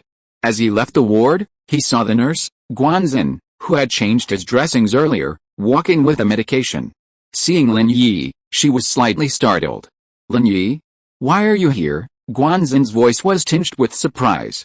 For days, Guanzin had been worried about Lin Yi's injury. Ever since Lin Yi last changed his dressings and hadn't been back, she feared something was wrong with him. In fact, Guanzin had been eager to see him more often. She had an inexplicable fondness for her savior. It wasn't love, nor was she infatuated with him, but rather a feeling of well-being. Whenever she couldn't see him, she'd think about him. She'd thought she'd never see him again, only to run into him again in the hospital. This surprised and delighted Guanzin. Guanzin? Haha, I have a friend who is in the hospital, so I came to see him. Lin Yi didn't expect to meet Guanzin here. Oh, Guanzin nodded, the injury on your leg, it's healed a long time ago? Lin Yi smiled and said, thank you. Guanzin wanted to say something, but at this time a doctor in the ward was already calling her over to change the dressing. Guanzin could only hurriedly apologize to Lin Yi and left reluctantly. She wanted to ask for Lin Yi's mobile phone number, but she couldn't ask. After all, she was a girl, and it was a bit embarrassing to ask for a man's mobile phone number. She felt a little annoyed in her heart. Can't you take the initiative to ask me for my mobile phone number? Chapter 216 Understand. In the inpatient ward area, Lin Yi and Kang Xiaobo found Xiaofan's room. It was an 8-person room, even more crowded than the 4-person room in the emergency room. Adding in the accompanying family members, the room felt cramped and the air was stagnant. Kang Xiaobo frowned. This environment wasn't conducive to Xiaofan's condition. She needed quiet rest, and how could this noise help? But thinking of Xiaofan's family situation, Kang Xiaobo could only sigh. Unfortunately, his own family wasn't well off, otherwise, he could easily have paid for Xiaofan to be transferred to a better room. Lin Yi, naturally noticing the expression on Kang Xiaobo's face, smiled slightly, and patted his shoulder. The deposit I paid should be enough for her to get a better room. Lin Yi didn't care at all about Wu Chenshin's money. It was spent, and it wasn't going to anyone else. It was likely going to be spent on his future brother and sister-in-law, so Lin Yi naturally didn't feel bad. But boss, this money, Kang Xiaobo hesitated. After all, Lin Yi's money should be considered as a loan to Xiaofan's family. Lin Yi is not himself, and there is nothing to return by just spending money on Xiaofan. Just think of it as spending it on you. You don't have to pay it back, Lin Yi smiled. Thank you, Kang Xiaobo nodded, not refusing. He knew that Lin Yi was not joking, but serious. So Kang Xiaobo didn't hesitate. With such a boss, you will never regret it for the rest of your life. Kang Xiaobo walked quickly to Xiaofan's bed. Xiaofan had woken up and her face had regained some color. Tang Yun and Liu Xinwen were there, staying by her side and talking to her, while Song Huping was sitting beside her, peeling an apple for Xiaofan. Auntie Song, Kang Xiaobo said, feeling a little embarrassed. After all, he was not familiar with her. It was okay for her to come to the hospital after saving Xiaofan yesterday, but it didn't seem right for her to come again today. Oh? It's Xiaobo. Song Huping clearly had a good impression of Kang Xiaobo. Seeing him arrive, she immediately stood up with a smile and handed the peeled apple to Kang Xiaobo. Here, have an apple. No, Auntie, give it to Xiaofan. I can eat anywhere. She needs nutrition, Kang Xiaobo quickly declined. Xiaofan blushed at the sight of Kang Xiaobo. When she woke up today, Tang Yun and Liu Xinwen had already told her about Kang Xiaobo, and they also knew what happened yesterday. Kang Xiaobo had saved her, but she had mistaken him for Kang Xiaoming. Thank you for yesterday, classmate Kang Xiaobo, Xiaofan said, sitting up a little embarrassedly. She greeted Kang Xiaobo, her face slightly flushed, her voice pleasant. Ah, you're welcome. Kang Xiaobo saw Xiaofan in her normal self for the first time, and when he heard her talking to him, he was so excited that he danced with joy, almost infatuated. And yesterday in the hospital, I'm sorry, I mistook you for him. Although Xiaofan didn't want to mention this matter, she still had to apologize to Kang Xiaobo. In reality, Xiaofan knew clearly that Kang Xiaoming would never change his mind, but sometimes she just lived in an illusion. It's okay, haha, Kang Xiaobo waved his hand magnanimously, as long as you are okay. By the way, I talked to the boss and transferred you to a better ward, huh? Xiaofan was slightly stunned. When she woke up in the morning, she heard Tang Yun say that Kang Xiaobo seemed to have some interest in her, but Xiaofan didn't think much about it. After all, she was now a disabled person and had schizophrenia. How could Kang Xiaobo, a good young man, like her? But now, after hearing what Kang Xiaobo said, she couldn't help but believe Tang Yun's words. If Kang Xiaobo didn't have anything to do with her, why would he come to the hospital to visit her the next day and transfer her to a better ward? Song Huping also saw through Kang Xiaobo's thoughts. She was also confused. Before her daughter got into trouble, she would have been a beauty in the shanty town. Although not as pretty as Tang Yun, she was also outstanding. But now, what did Kang Xiaobo like about his daughter? Song Huping was a little confused. Her family didn't have much to gain, and her daughter was still in this situation. This is what my boss meant. It's okay. My boss's family is rich and can afford this. Kang Xiaobo rolled his eyes and pushed the matter on to Lin Yi. Lin Yi was speechless. His family was rich? The two girls in his family were quite rich, but Xiaofan, you and Tang Yun are best friends. My boss and Tang Yun, Kang Xiaobo smiled ambiguously. Lin Yi really wanted to kick the guy in front of him to death. He was picking up girls and then making up stories about his boss behind his back. He also involved his relationship with Tang Yun. As expected, Tang Yun glared at Kang Xiaobo with some displeasure, but she couldn't argue. Because Kang Xiaobo's original intention was good, he wanted to change Xiaofan to a better hospital room. Tang Yun also knew that this kind of hospital room was not conducive to Xiaofan's condition, so if she denied Kang Xiaobo's words, wouldn't it be the same as letting Xiaofan continue to stay here? After thinking about it, Tang Yun thought to herself, after all, Lin Yi is a rich young master, so it doesn't matter if he spends a little. What does it have to do with me? He is clearly funding his little brother to pick up girls. Thinking of this, Tang Yun felt a little relieved. Xiaofan glanced at Tang Yun with some doubt. Seeing that she didn't say anything, she looked at Liu Xinwen, but Liu Xinwen nodded secretly to Xiaofan. Xiaofan was a little confused. Tang Yun, is she also in love? With this Kang Xiaobo's boss in front of her? However, There were many people in the ward, and her mother was also there, so Xiaofan didn't want to ask too many details, so she just believed Kang Xiaobo's words. Aunt Song, don't worry. My boss paid for it.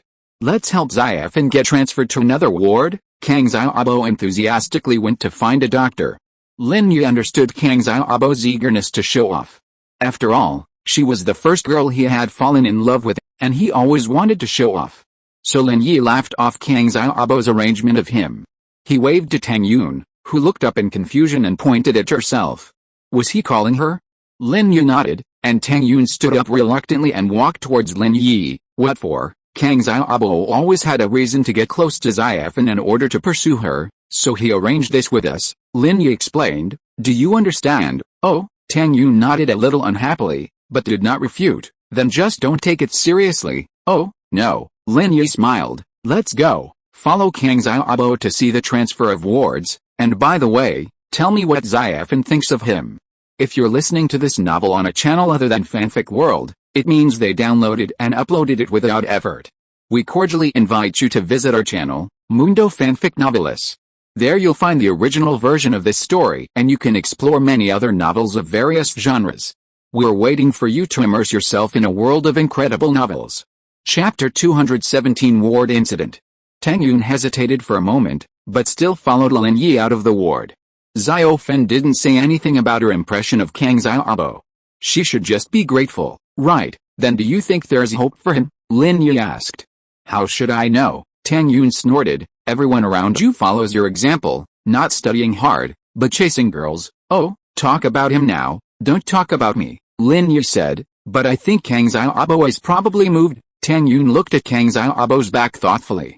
If Kang Xiaobo was really moved, then she wouldn't mind bringing them together. After all, if Xiaofan could accept Kang Xiaobo, then she would be able to walk out of the shadows. Are you sure he's not just impulsive and wants to be with Xiaofan for life? Not just playing around like you. Why do you always bring this into my mind?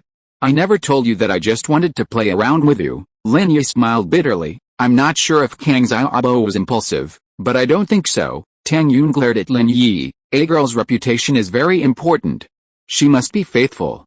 Xiaofan has been hurt once, and she can't be hurt a second time. Lin Yi hadn't expected Tang Yun to be the type of woman who, once she'd set her sights on someone, wouldn't let go.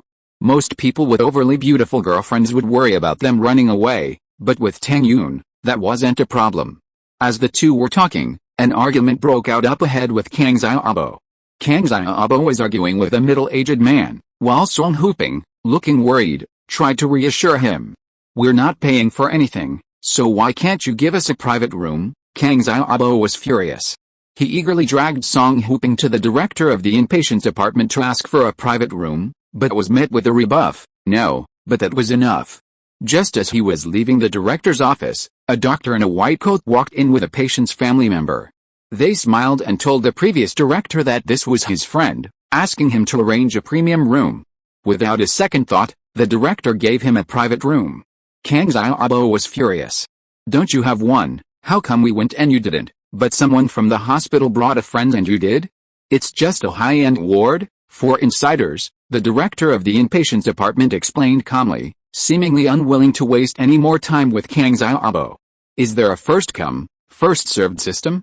We're not free, so why not give it to us? Should insiders get priority? Kang Xiaobo grew even more indignant. If you don't have the ability, stop yelling. My husband's classmate is the chief physician here. You don't have connections, and you still want a ward? Go to hell. A heavily made-up woman next to the doctor's buddy looked at Kang Xiaobo with disdain. Look at you, you idiot. Stop embarrassing yourself, you, Kang Xiaobo said anxiously. Who are you calling stupid? What's wrong with you? You look like a country bumpkin with a little money. Look at your mother's clothes. She looks like a country girl from the city. The man was immediately annoyed when Kang Xiaobo yelled at his woman. He glared at Kang Xiaobo and Song Huping, mistaking Song Huping for Kang Xiaobo's mother. PSSST, the man spat in disdain, and as luck would have it, it landed right on Kang Xiaobo's shoe.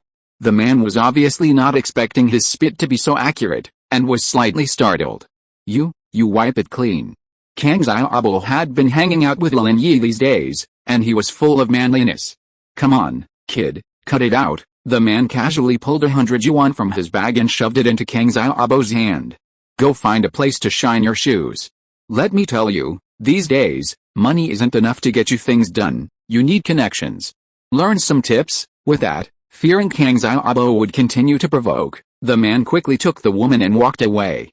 Then, following his doctor buddy, they quickly went to complete the hospitalization procedures. The man's name was Zhao Guangdong, and he was here today to find a hospital room for his boss. Actually, his boss wasn't seriously ill, just had high blood pressure for the past few days, and he needed an IV drip, so he didn't really need a room.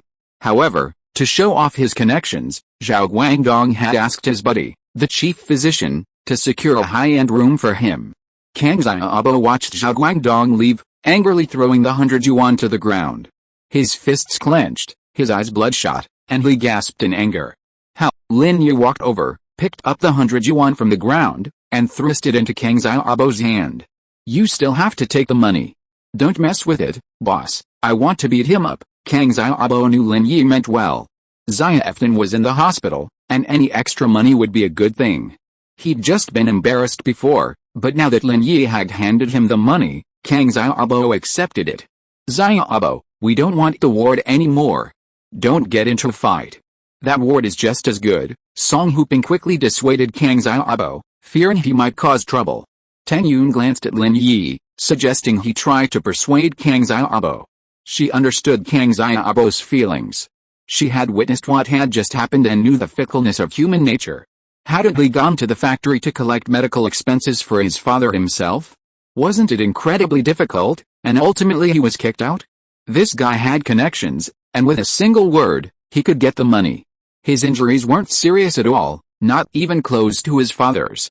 Sometimes, beating someone up isn't the only solution. Lin Yi patted Kang Xiaobo on the shoulder. You have to use your tactics differently for the person.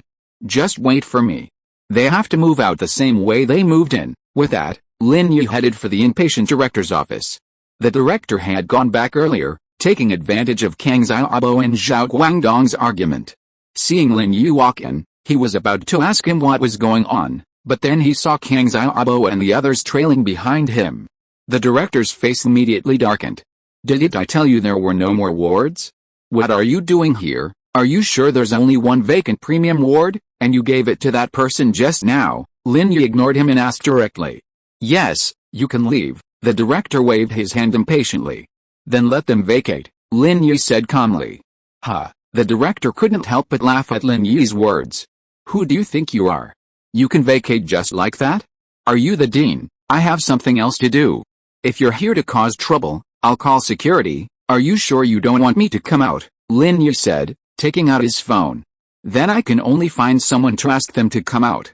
Chapter 218. I'm a little dumbfounded. The director curled his lips. Find someone? Who are you looking for? If you can find someone, why do you need to come to me directly?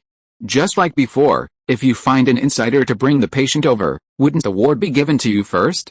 Now that only one ward has been given away, it's no use looking for someone. Even if you look for someone inside the hospital, after hearing that the ward was given to an insider before, they will definitely not force it again. Would that offend people? Hello? Professor Guan? I'm Lin Yi. The person Lin Yi was looking for was naturally Guan Zuman. Guan Zuman is the dean of the School of Traditional Chinese Medicine of Songshan Medical University, and the First People's Hospital is an affiliated hospital of the medical university. Whether it is personnel or title arrangements, it must obey the arrangements of the school leaders. This is what Lin Yi learned when he chatted with Guan Zuman that day. And who is Guan Zuman? As the dean of the School of Traditional Chinese Medicine, he is in charge of the Department of Traditional Chinese Medicine in the hospital. Even if the inpatient department is not under his control, it is very easy for him to ask for a ward by just making a phone call to the dean of the hospital. Oh, Mr. Lin, why did you think of calling an old man like me again? Guan Zuman was clearly delighted to hear Lin Yi's voice. Lin Yi had just called yesterday, and now he's calling again. Guan Zuman had always wanted to get closer to Lin Yi. Well, Professor Guan, I'm at the First People's Hospital.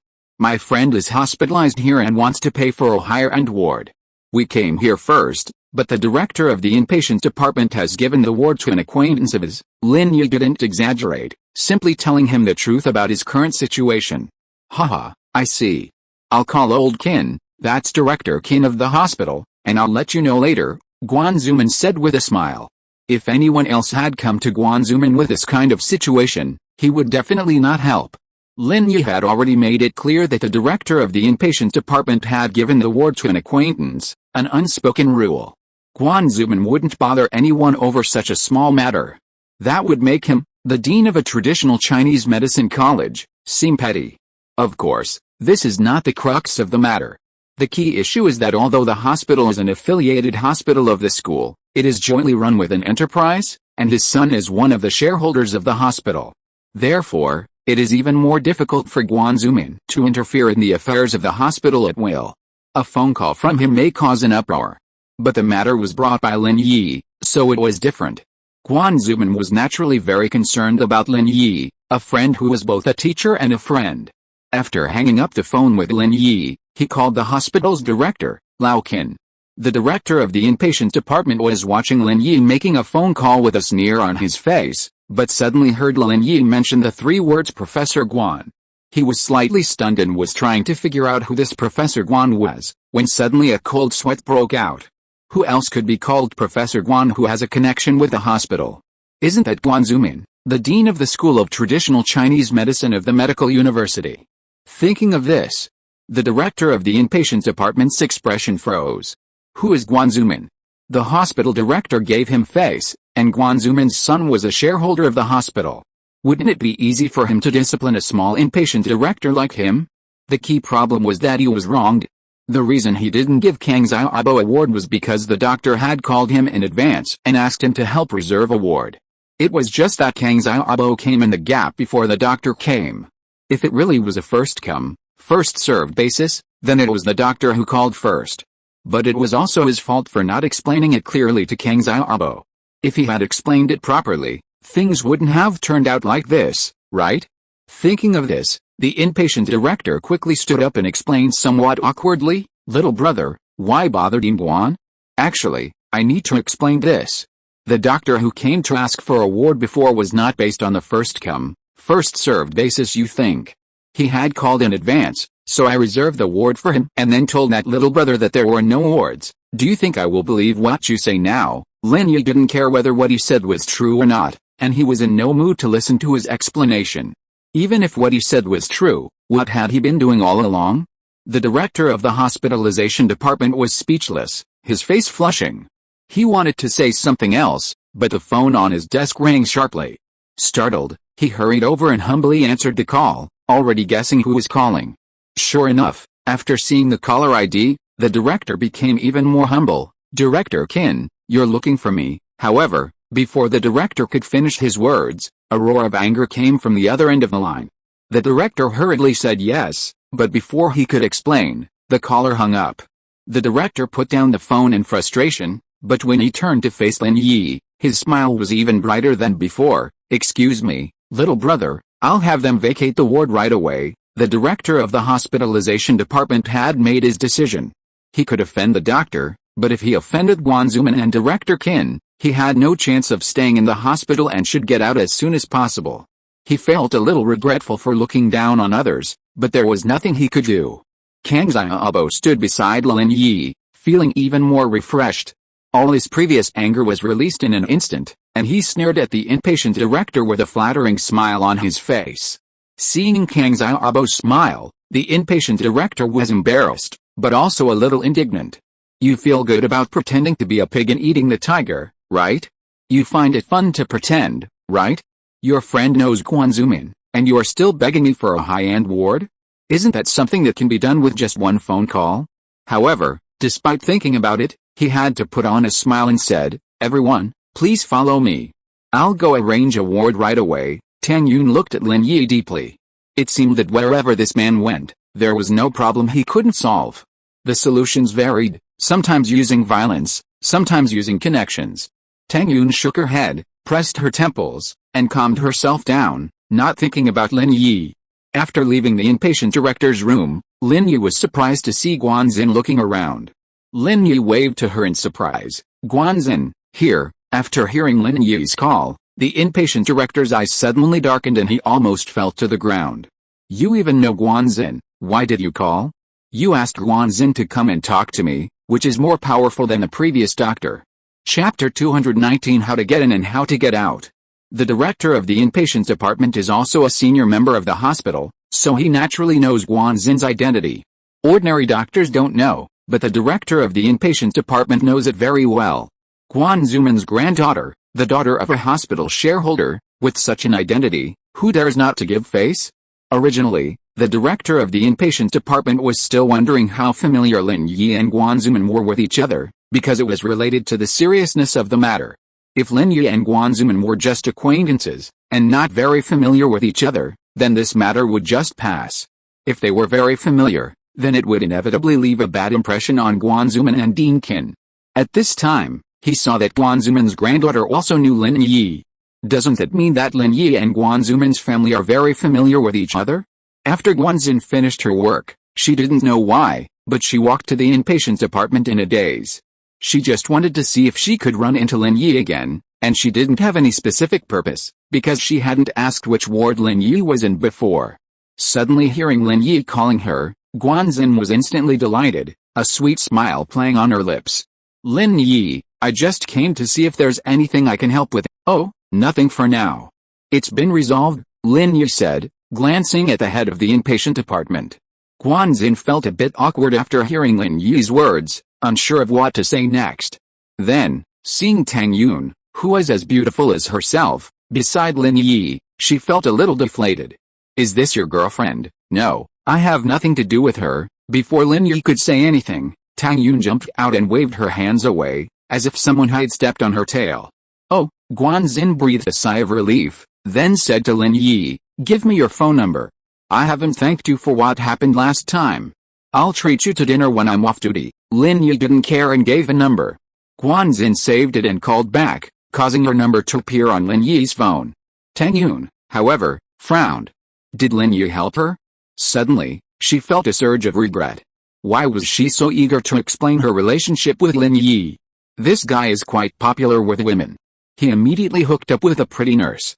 Tang Yun felt a little disappointed and quickened her pace. Guanzin was older and more mature than Tang Yun. Seeing Tang Yun's reaction, she couldn't help but smile slightly and said to Lin Yi, your friend seems jealous. I'll be leaving now. Call me when you have time. Oh, Lin Yi smiled. Okay, call me. Guanzin had only wanted to come and see Lin Yi. When she really came over and saw Lin Yi, she didn't know what to say or do. Watching Lin Yi and Tang Yun depart, Guanzin sighed inwardly, though she didn't know what she was sighing about. In a high-end ward, Zhao Guangdong was peeling an orange for his boss, flattering him. Boss Zhu, this room is pretty good. It's no different from a 5-star hotel, right? Well, not bad, Guangdong. I didn't expect you to have connections in the hospital. I underestimated you, Boss Zhu said. Looks like I'll have to promote you later. No, I'm just well connected. I have friends everywhere I go, and everyone gives me face. Zhao Guangdong laughed. Yeah, Boss Zhu, our Guangdong has a lot of friends, the heavily made-up woman chimed in, just now. Some idiot asked for a high-end ward, and the director of the inpatients department didn't even respond. But as soon as our Guangdong brought his friend there, the room was right there. Who are you calling an idiot? The ward door suddenly opened, and King Xiaobo stormed in, pointing at the heavily made-up woman. Huh? What's wrong with you, little idiot? Why did you come here? What, you're not convinced? Do you need security to kick you out? I'll give you 3 counts, get out, the heavily made-up woman said, about to press the call button on the bed to summon someone. Oh, you're right, the one who needs to get out is you, little idiot. Now you can get out. Lin Yi followed Kang Xiaobo into the ward. You idiots, do you need security to kick you out? What's going on? Guangdong, who are these people? Director Zhu frowned, looking at the people entering the ward with some displeasure. Director Zhu, I'll call security right away. Zhao Guangdong was clearly a timid person who liked to act big. He didn't dare to take action, but he didn't want to lose face. No need to ask. This ward is theirs now, the director of the inpatients department sighed. These people were no pushovers. The moment they entered the ward, they completely offended everyone in it, leaving no room for negotiation. The director of the inpatients department had originally thought of explaining his difficulties to Zhao Guangdong and asking them to move out, but now, there was no need to explain, and it would be unnecessary. He had to stand firmly on Lin Yi's side. Did you hear that? Kang Xiaobo suddenly became arrogant and pointed at Zhao Guangdong. Move out the same way you moved in. Kang Xiaobo had just said this to Lin Yi, but Kang Xiaobo didn't care. As a younger brother, he could use the boss's words. He thought this statement was very impressive and it sounded very impressive. After Zhao Guangdong heard the director's words, his face changed immediately. He didn't care what Kang Xiaobo said, but he couldn't disobey the director's words. This is a hospital, someone else's territory. He is not so arrogant as to argue with the director of the inpatient department. He immediately asked with a smile and some confusion, Director Ma, didn't we agree on this? They came first, so we must always stick to the first-come first-served principle. At this, Director Ma became a little impatient. He was afraid that Lin Yi and others would be unhappy, so he waved to Zhao Guangdong. Okay, you guys hurry up and pack up and move to an ordinary double ward. It's just an IV drip. I have already arranged it, but Director Ma, for the sake of Dr. Xiao Liao and our general manager Zhu is also here. Zhao Guangdong was a little embarrassed. He didn't know why Director Ma suddenly changed his mind, but he had just told the boss about it. If he changed rooms, General Manager Zhu would definitely be unhappy. Sure enough, before Zhao Guangdong could say anything, Zhu spoke first. Director Ma, right? I'm Zhu Xiandi from Xiandi Group, and I'm good friends with Director Sun from the District Health Bureau. First hospital was a municipal hospital, naturally not under the management of the District Health Bureau, but they were all part of the same system. Normally, hospital staff would give face, and no one wanted to offend someone from the Health Bureau. After all, the director of a district bureau must have connections within the municipal health bureau. And it wouldn't be worth it to offend such a person for no reason. But Director Ma didn't care. He would rather offend the director of the district health bureau than Guan Zuman. Chapter 220 Give you a ticket. Seeing Director Ma remain silent, Zhu Xiandi's face darkened. What? Director Ma, you don't want to give me this face? In Songshan, there aren't many people who can deny me this face, Mr. Zhu, Director Ma said, honestly feeling rather awkward. While he didn't know Zhu Xiandi personally, he had heard of him. He was a well-known figure in Songshan City, having started out in the black market and within a few years had opened a large KTV club with considerable connections. No need to waste time talking. I'm not leaving today. I wonder who can get me out. Zhu Xiandi naturally wouldn't just leave the ward. This wasn't just a matter of a hospital room, it was a matter of prestige within Songshan City. If he, Zhu Xiandi, obediently left the ward today, he'd be laughed out loud tomorrow. Besides, he felt he was in the right. Zhao Guangdong had already paid the bill and had the receipt. Why should he be kicked out? You're not leaving, are you? I'll give you a plane ticket. Lin Yi didn't have time to waste on this guy. Xiaofan was waiting for the ward. With that, Lin Yi walked over, grabbed Zhu Xiandi by the collar, along with the IV drip, and flung him outside.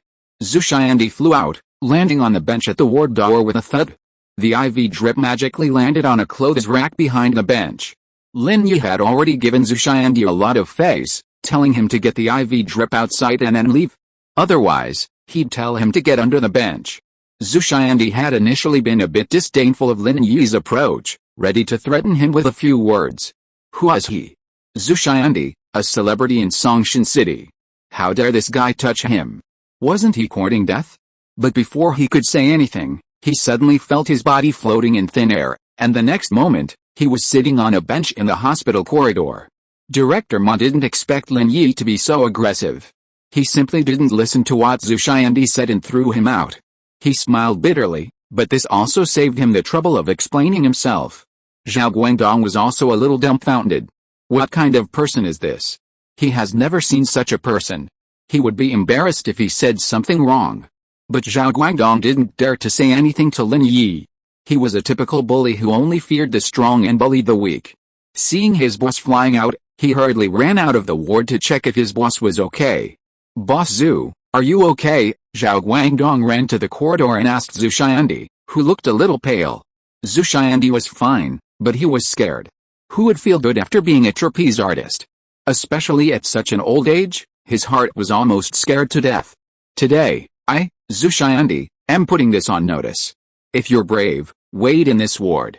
If you're not, get out of here within the hour. Zhu Xiandi, feeling humiliated, breathed a sigh of relief and pointed at the ward, shouting, "If you don't get out, I'll make sure you stay here for 6 months." Bang! Lin Yi slammed the door shut, not even listening to what he said. "You," Zhu Xiandi, nearly livid, clutched his chest. "Okay, if you're brave, then just wait.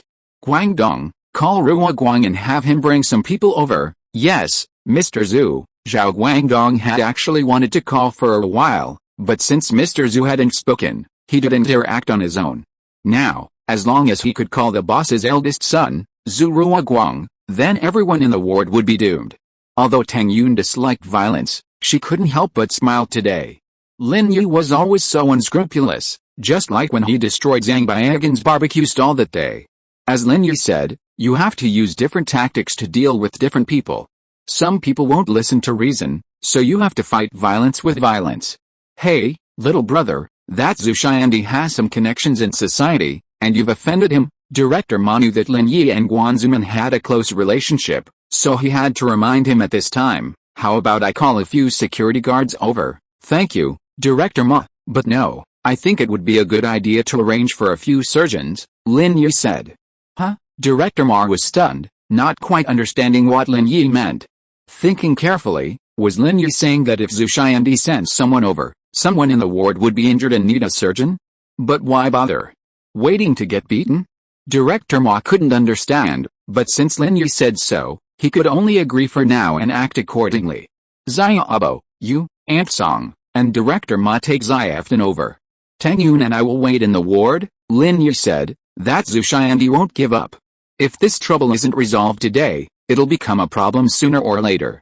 It's better to put an end to it today." Lin Yi had never been one to shy away from trouble, and what happened today was nothing to him. Kang Xiaobo knew Lin Yi's abilities, so he wasn't worried. He had an inexplicable confidence in Lin Yi. No matter what Lin Yi did, he was convinced that his boss was the best in the world. Song Huping was already at a loss. She had learned from Kang Xiaobo's telepathy that Lin Yi was a domineering playboy, so she couldn't intervene in anything Lin Yi did. She just stood by, apprehensive. Normally, she wouldn't dare to provoke a powerful boss like Zhu Xiandi, but she also didn't dare to stop Lin Yi from provoking him. Now, she could only follow Kang Xiaobo back to the ward, feeling melancholy. Tang Yun and Lin Yi were the only two people left in the ward. Lin Yi had asked her to stay, and Tang Yun hadn't refused, though her expression was a little awkward.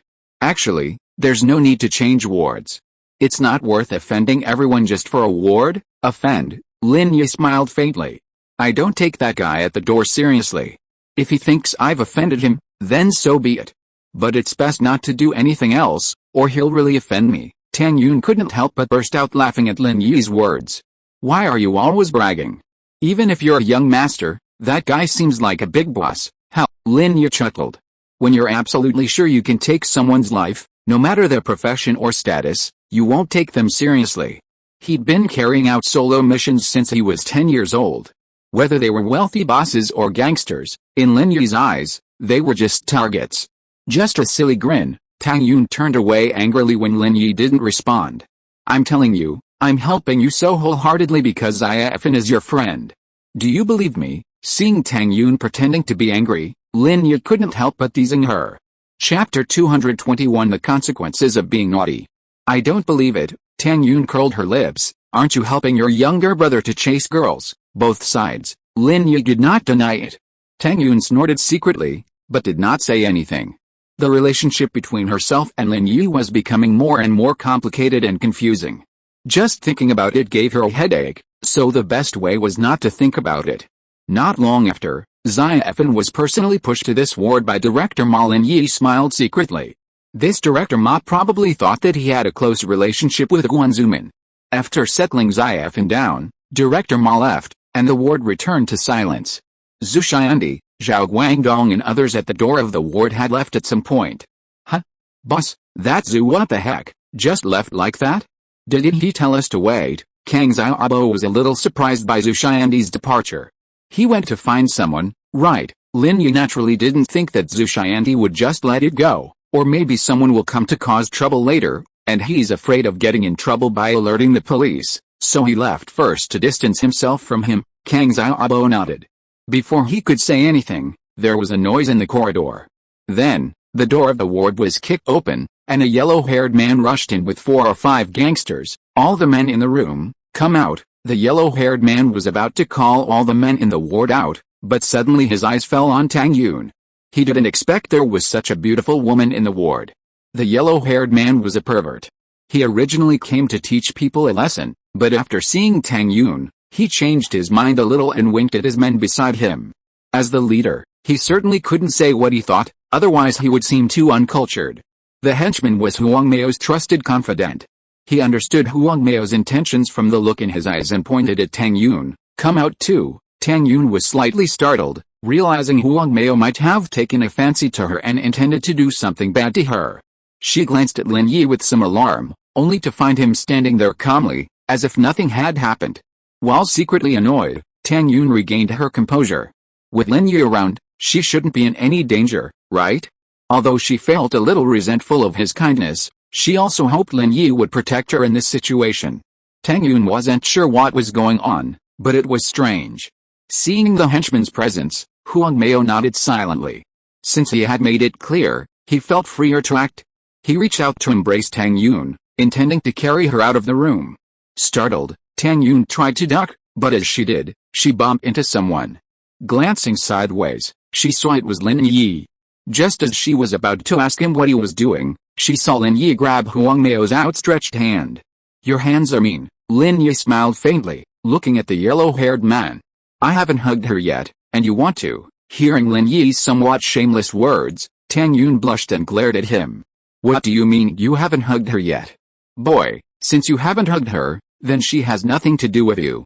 Are you trying to force your way in? The yellow-haired man's face turned cold, and he pulled his hand away, but didn't pull it away. My attacks are never regular. It's not about being forceful or not. I just think your hands are mean, Lin Yi said, and suddenly exerted force. A crisp crack sounded, followed by the yellow-haired man's heartbreaking roar. Oh my hand, oh my hand. The yellow-haired man felt a piercing pain in his palm, almost crying. I just gave him a little advice, and you're like this? Such a wimp? Let me ask you, were you sent by that Zhu Xiandi? Lin Yi didn't expect the yellow-haired man to start crying just because his hand was broken. How unlucky. My hand. The yellow-haired man didn't respond to Lin Yi's words, but continued to howl in agony. Lin Yi was at his wit's end. Reluctantly, he exerted force on his hand again, and another crack sounded. All right, stop screaming. It's attached. Answer quickly. The 4 men the yellow-haired man had brought with him were a bit stunned. Who is this man? Was he some kind of acrobatic trick?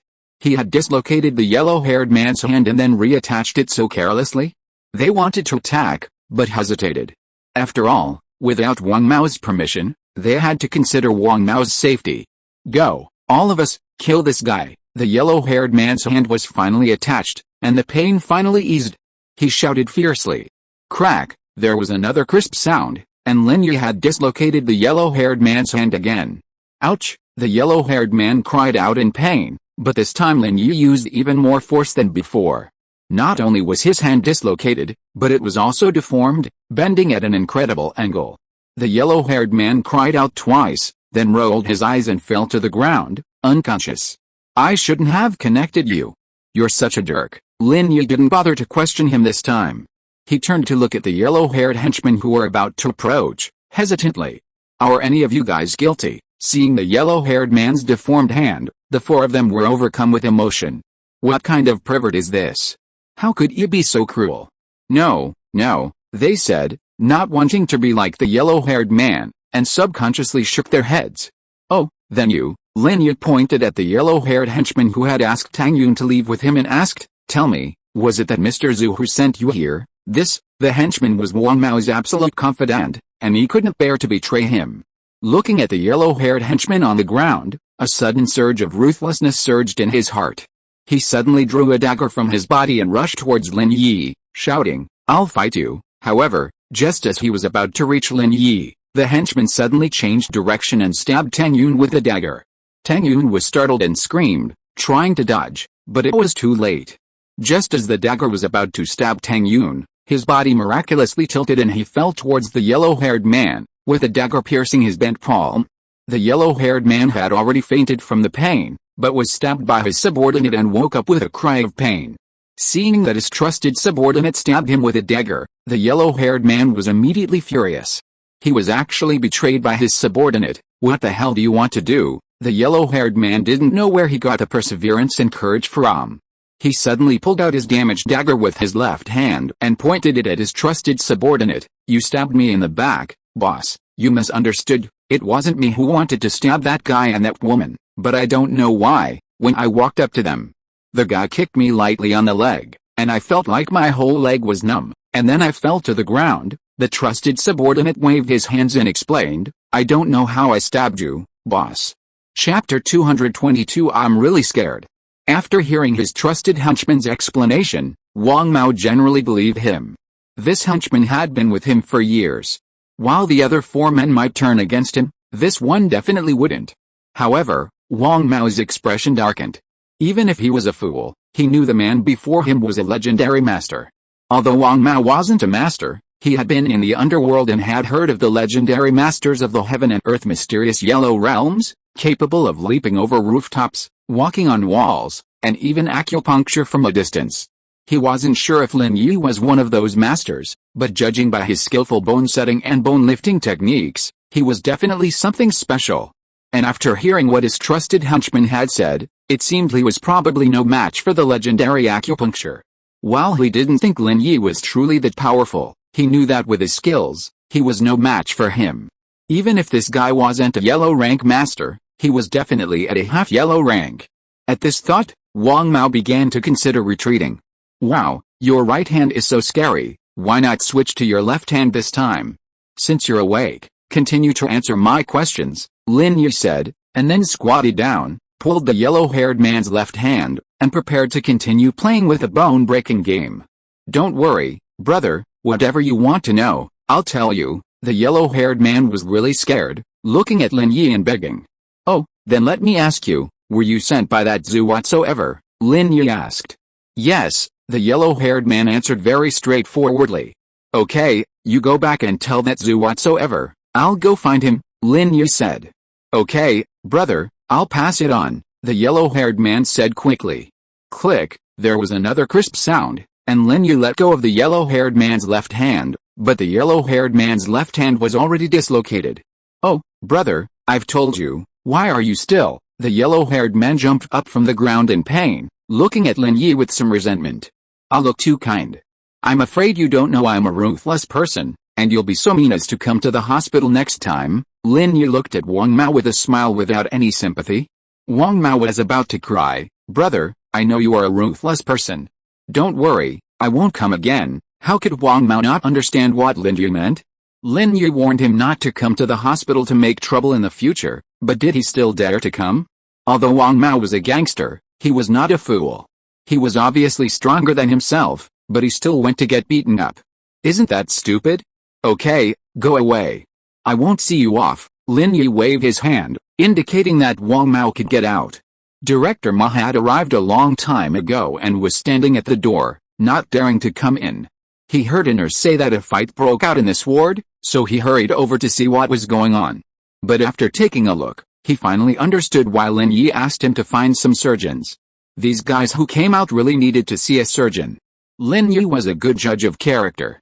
He saw genuine fear in the yellow-haired man's eyes, not just some feigned submission.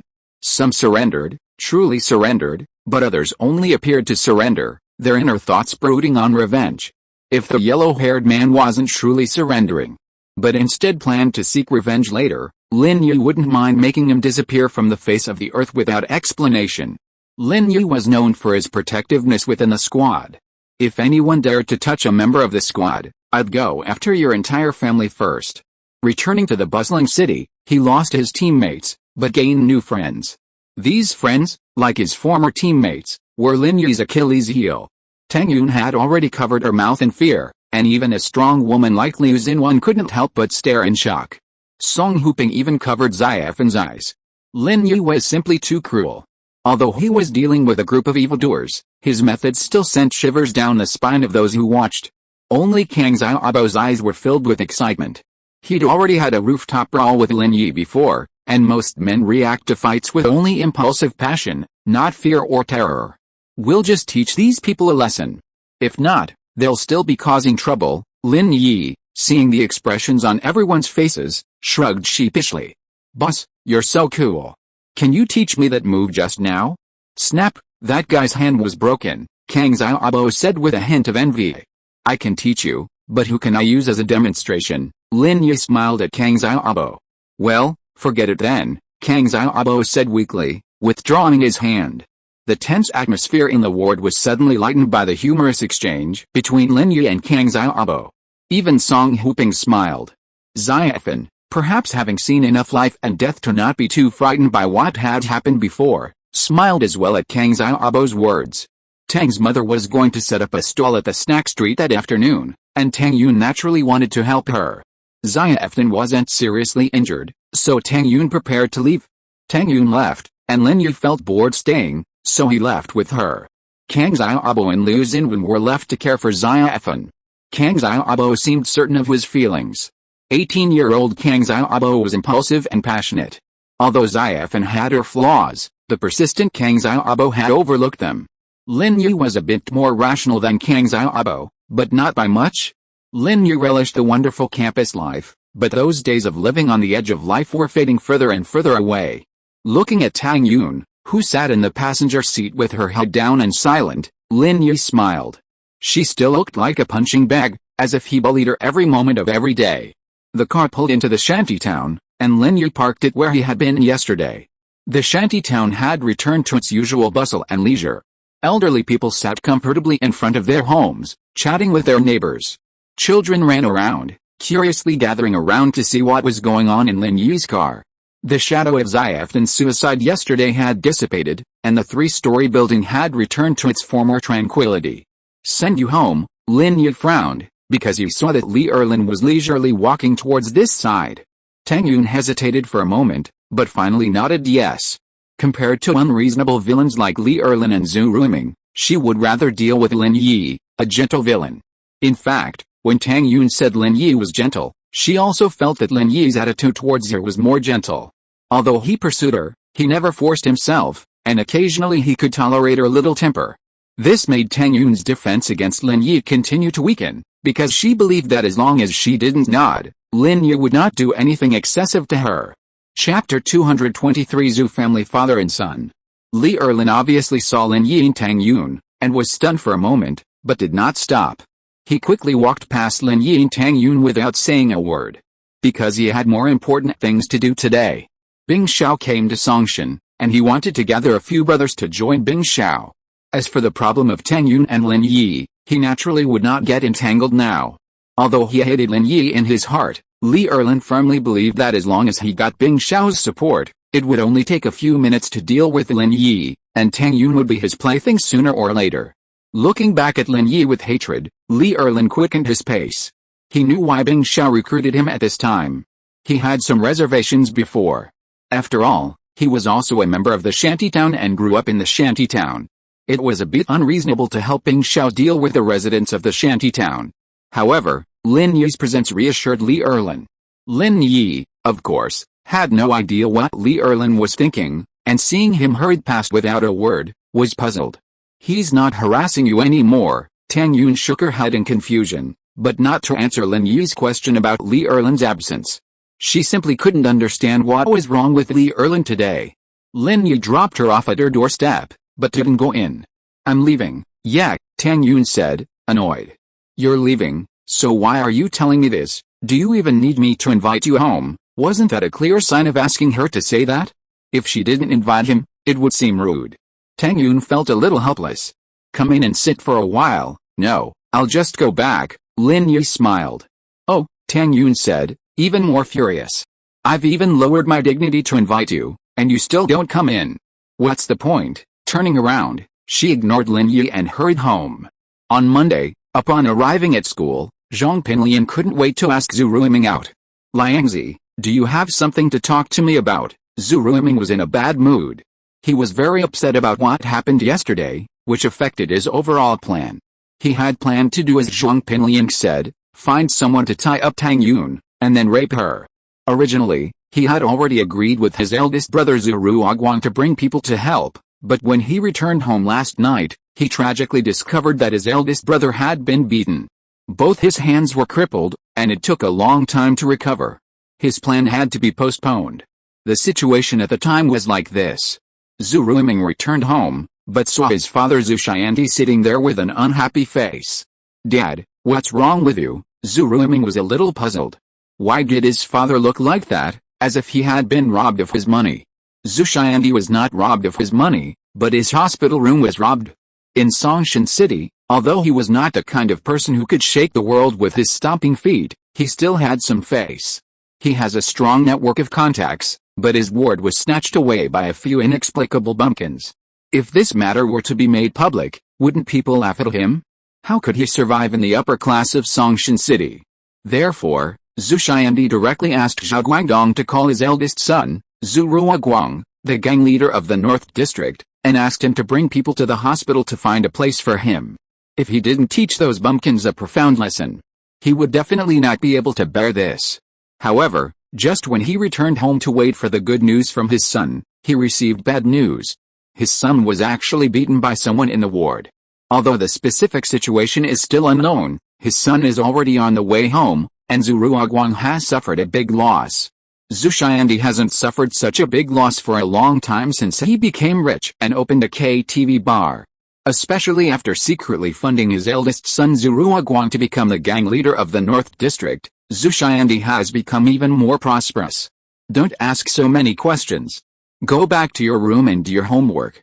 Our Zhu family is counting on you to be a top student and help me run the company in the future. Zhu Xiandi glared at Zhu Ruiming and scolded. Zhu Xiandi had high expectations for his youngest son, Zhu Ruiming. He and his eldest son, Zhu Ruoguang, were both rough men.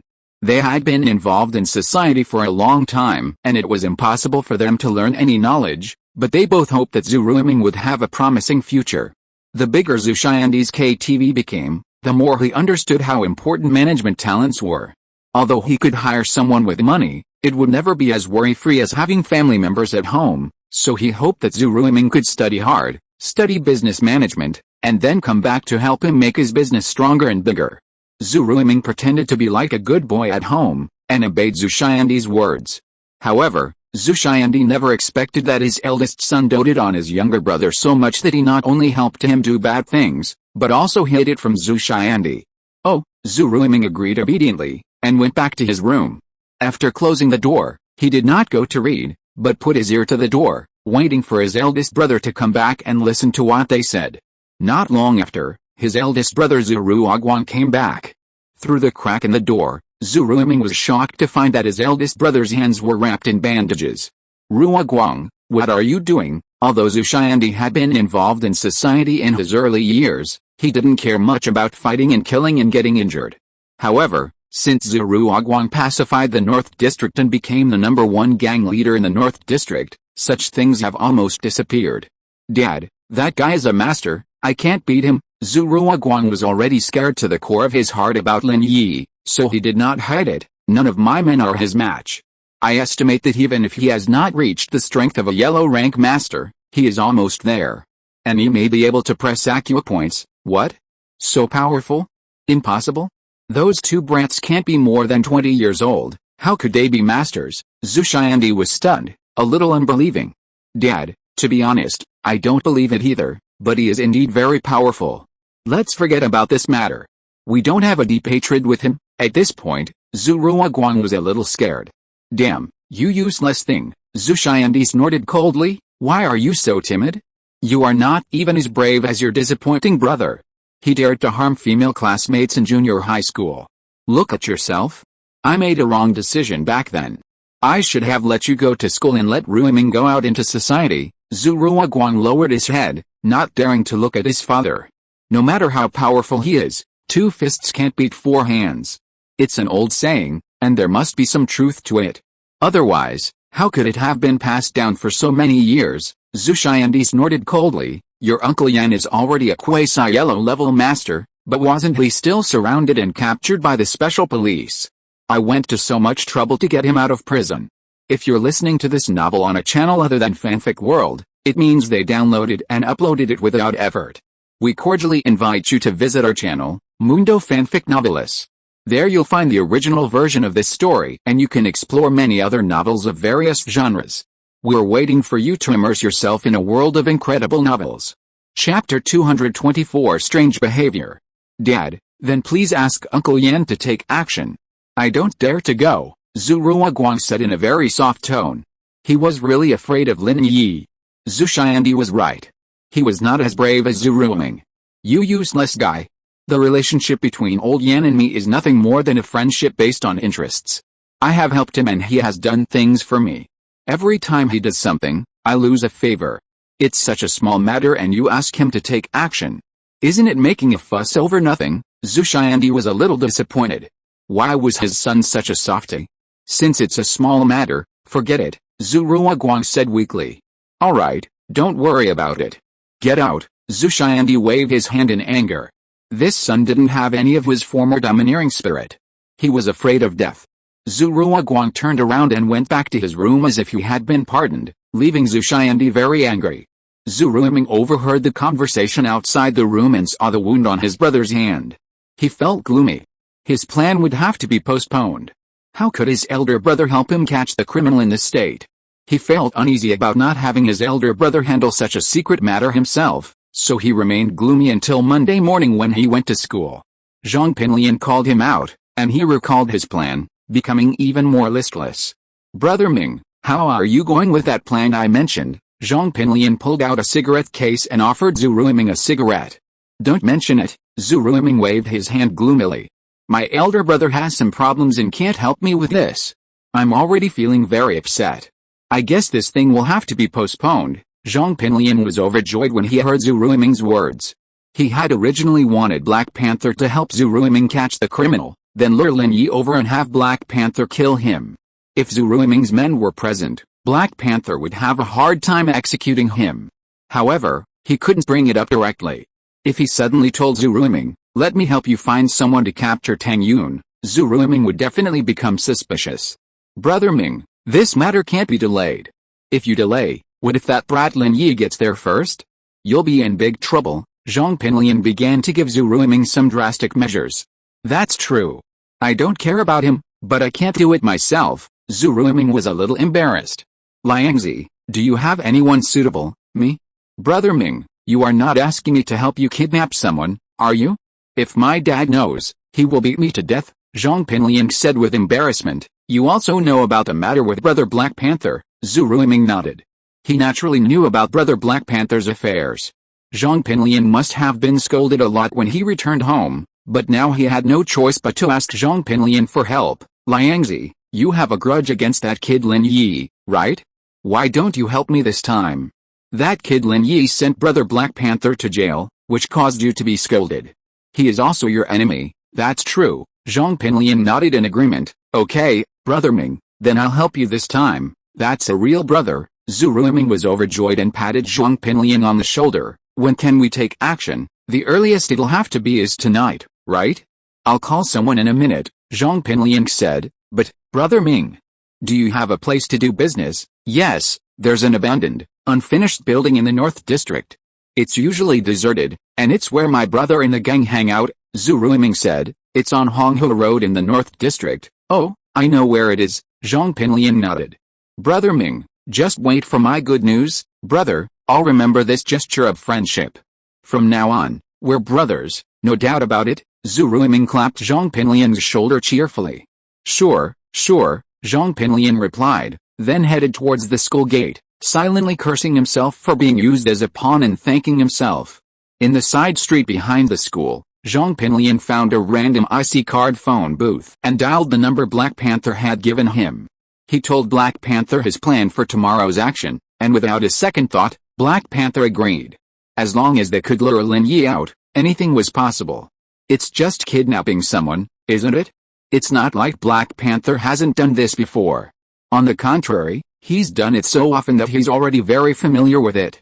After giving Black Panther his orders, Zhong Pinliang's mouth crossed his lips. Lin Yi, I'll let you fight me. This time, not only will I let your woman be played with by others, I'll also make you watch your girlfriend being played with to death, and you being played with to death too. However, the problem he had to consider now was how to get Lin Yi to go to that abandoned, unfinished building. He couldn't just run up to Lin Yi and tell him to go to the unfinished building, could he? Regardless of whether Lin Yi believed it or not, even if he did, what if he thought he was responsible and beat him up first if he told him so abruptly? Zhong Pinliang frowned as he walked towards the classroom. He couldn't think of a suitable solution along the way. When he reached the classroom door, he suddenly saw a student from another class secretly telling the Dean of Studies, Wang Xixing, about something he had done. A trace of disdain crossed his lips. He hated people who snitched on others for no reason the most. They had no technical skills at all and were so uncultured. Huh?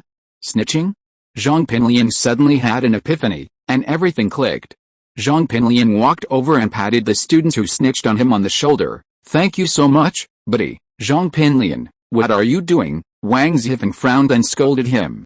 Nothing, Director Wang. I really admire students like him who have the courage to snitch on others. Zhong Pinliang nodded to Wang Xixing and quickly walked towards the classroom.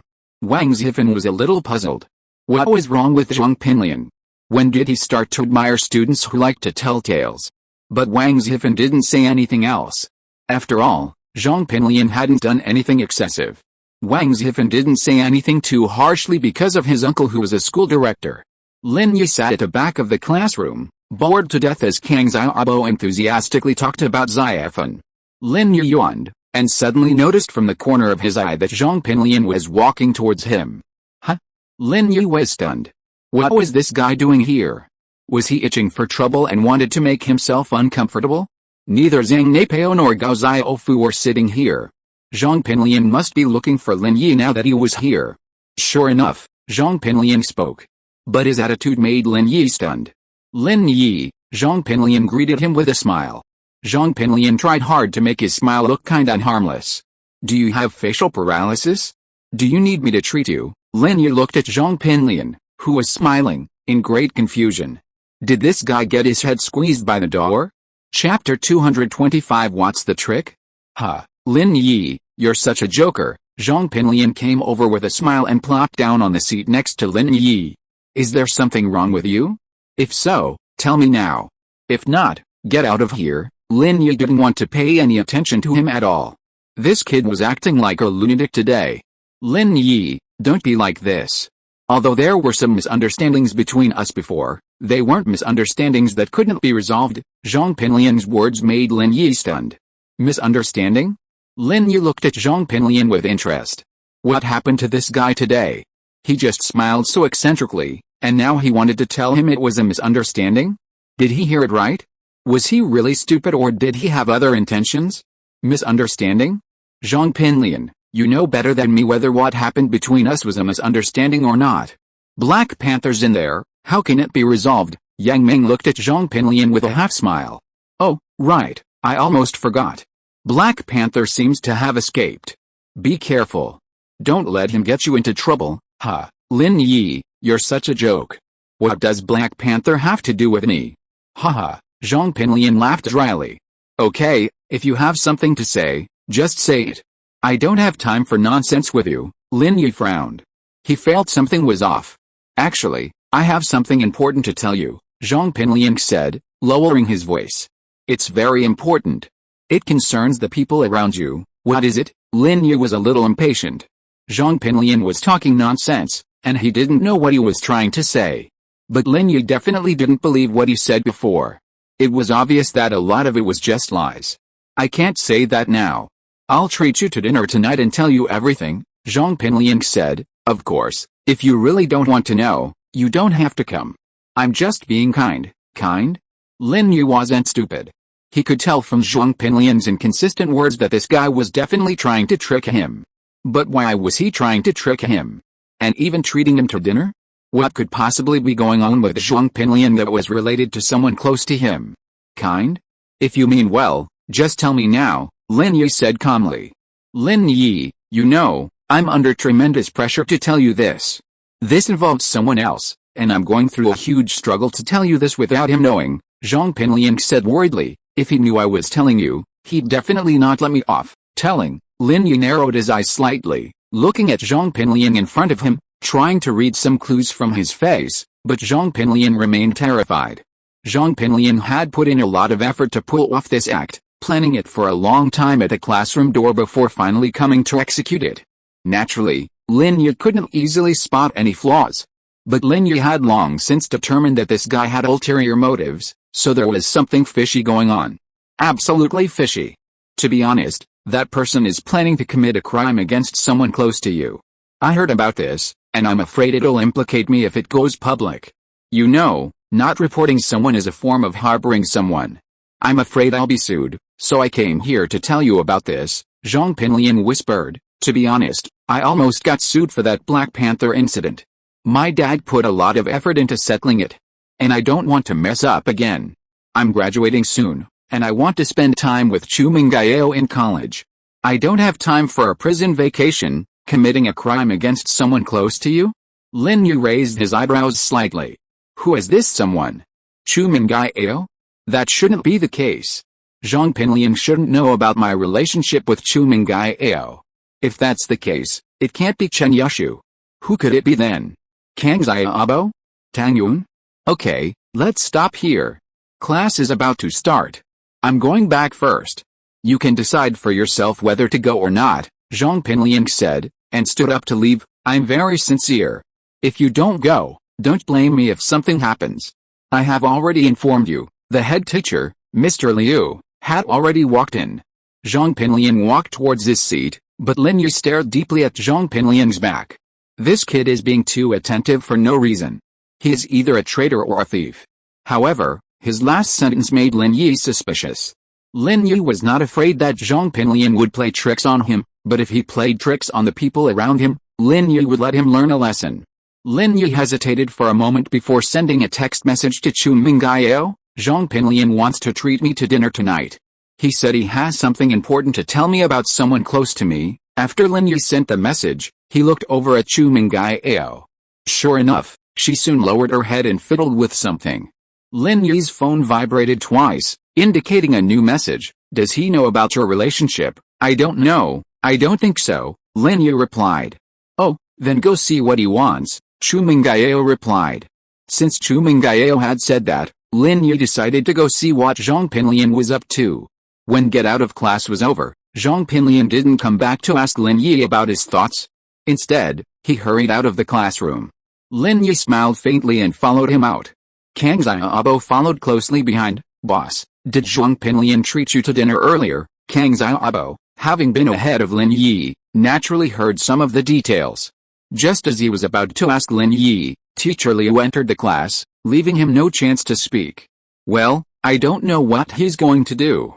He said he wanted to tell me some important news that concerns the people around me, Lin Yi said as he walked. The only friends around me are you and Tang Yun.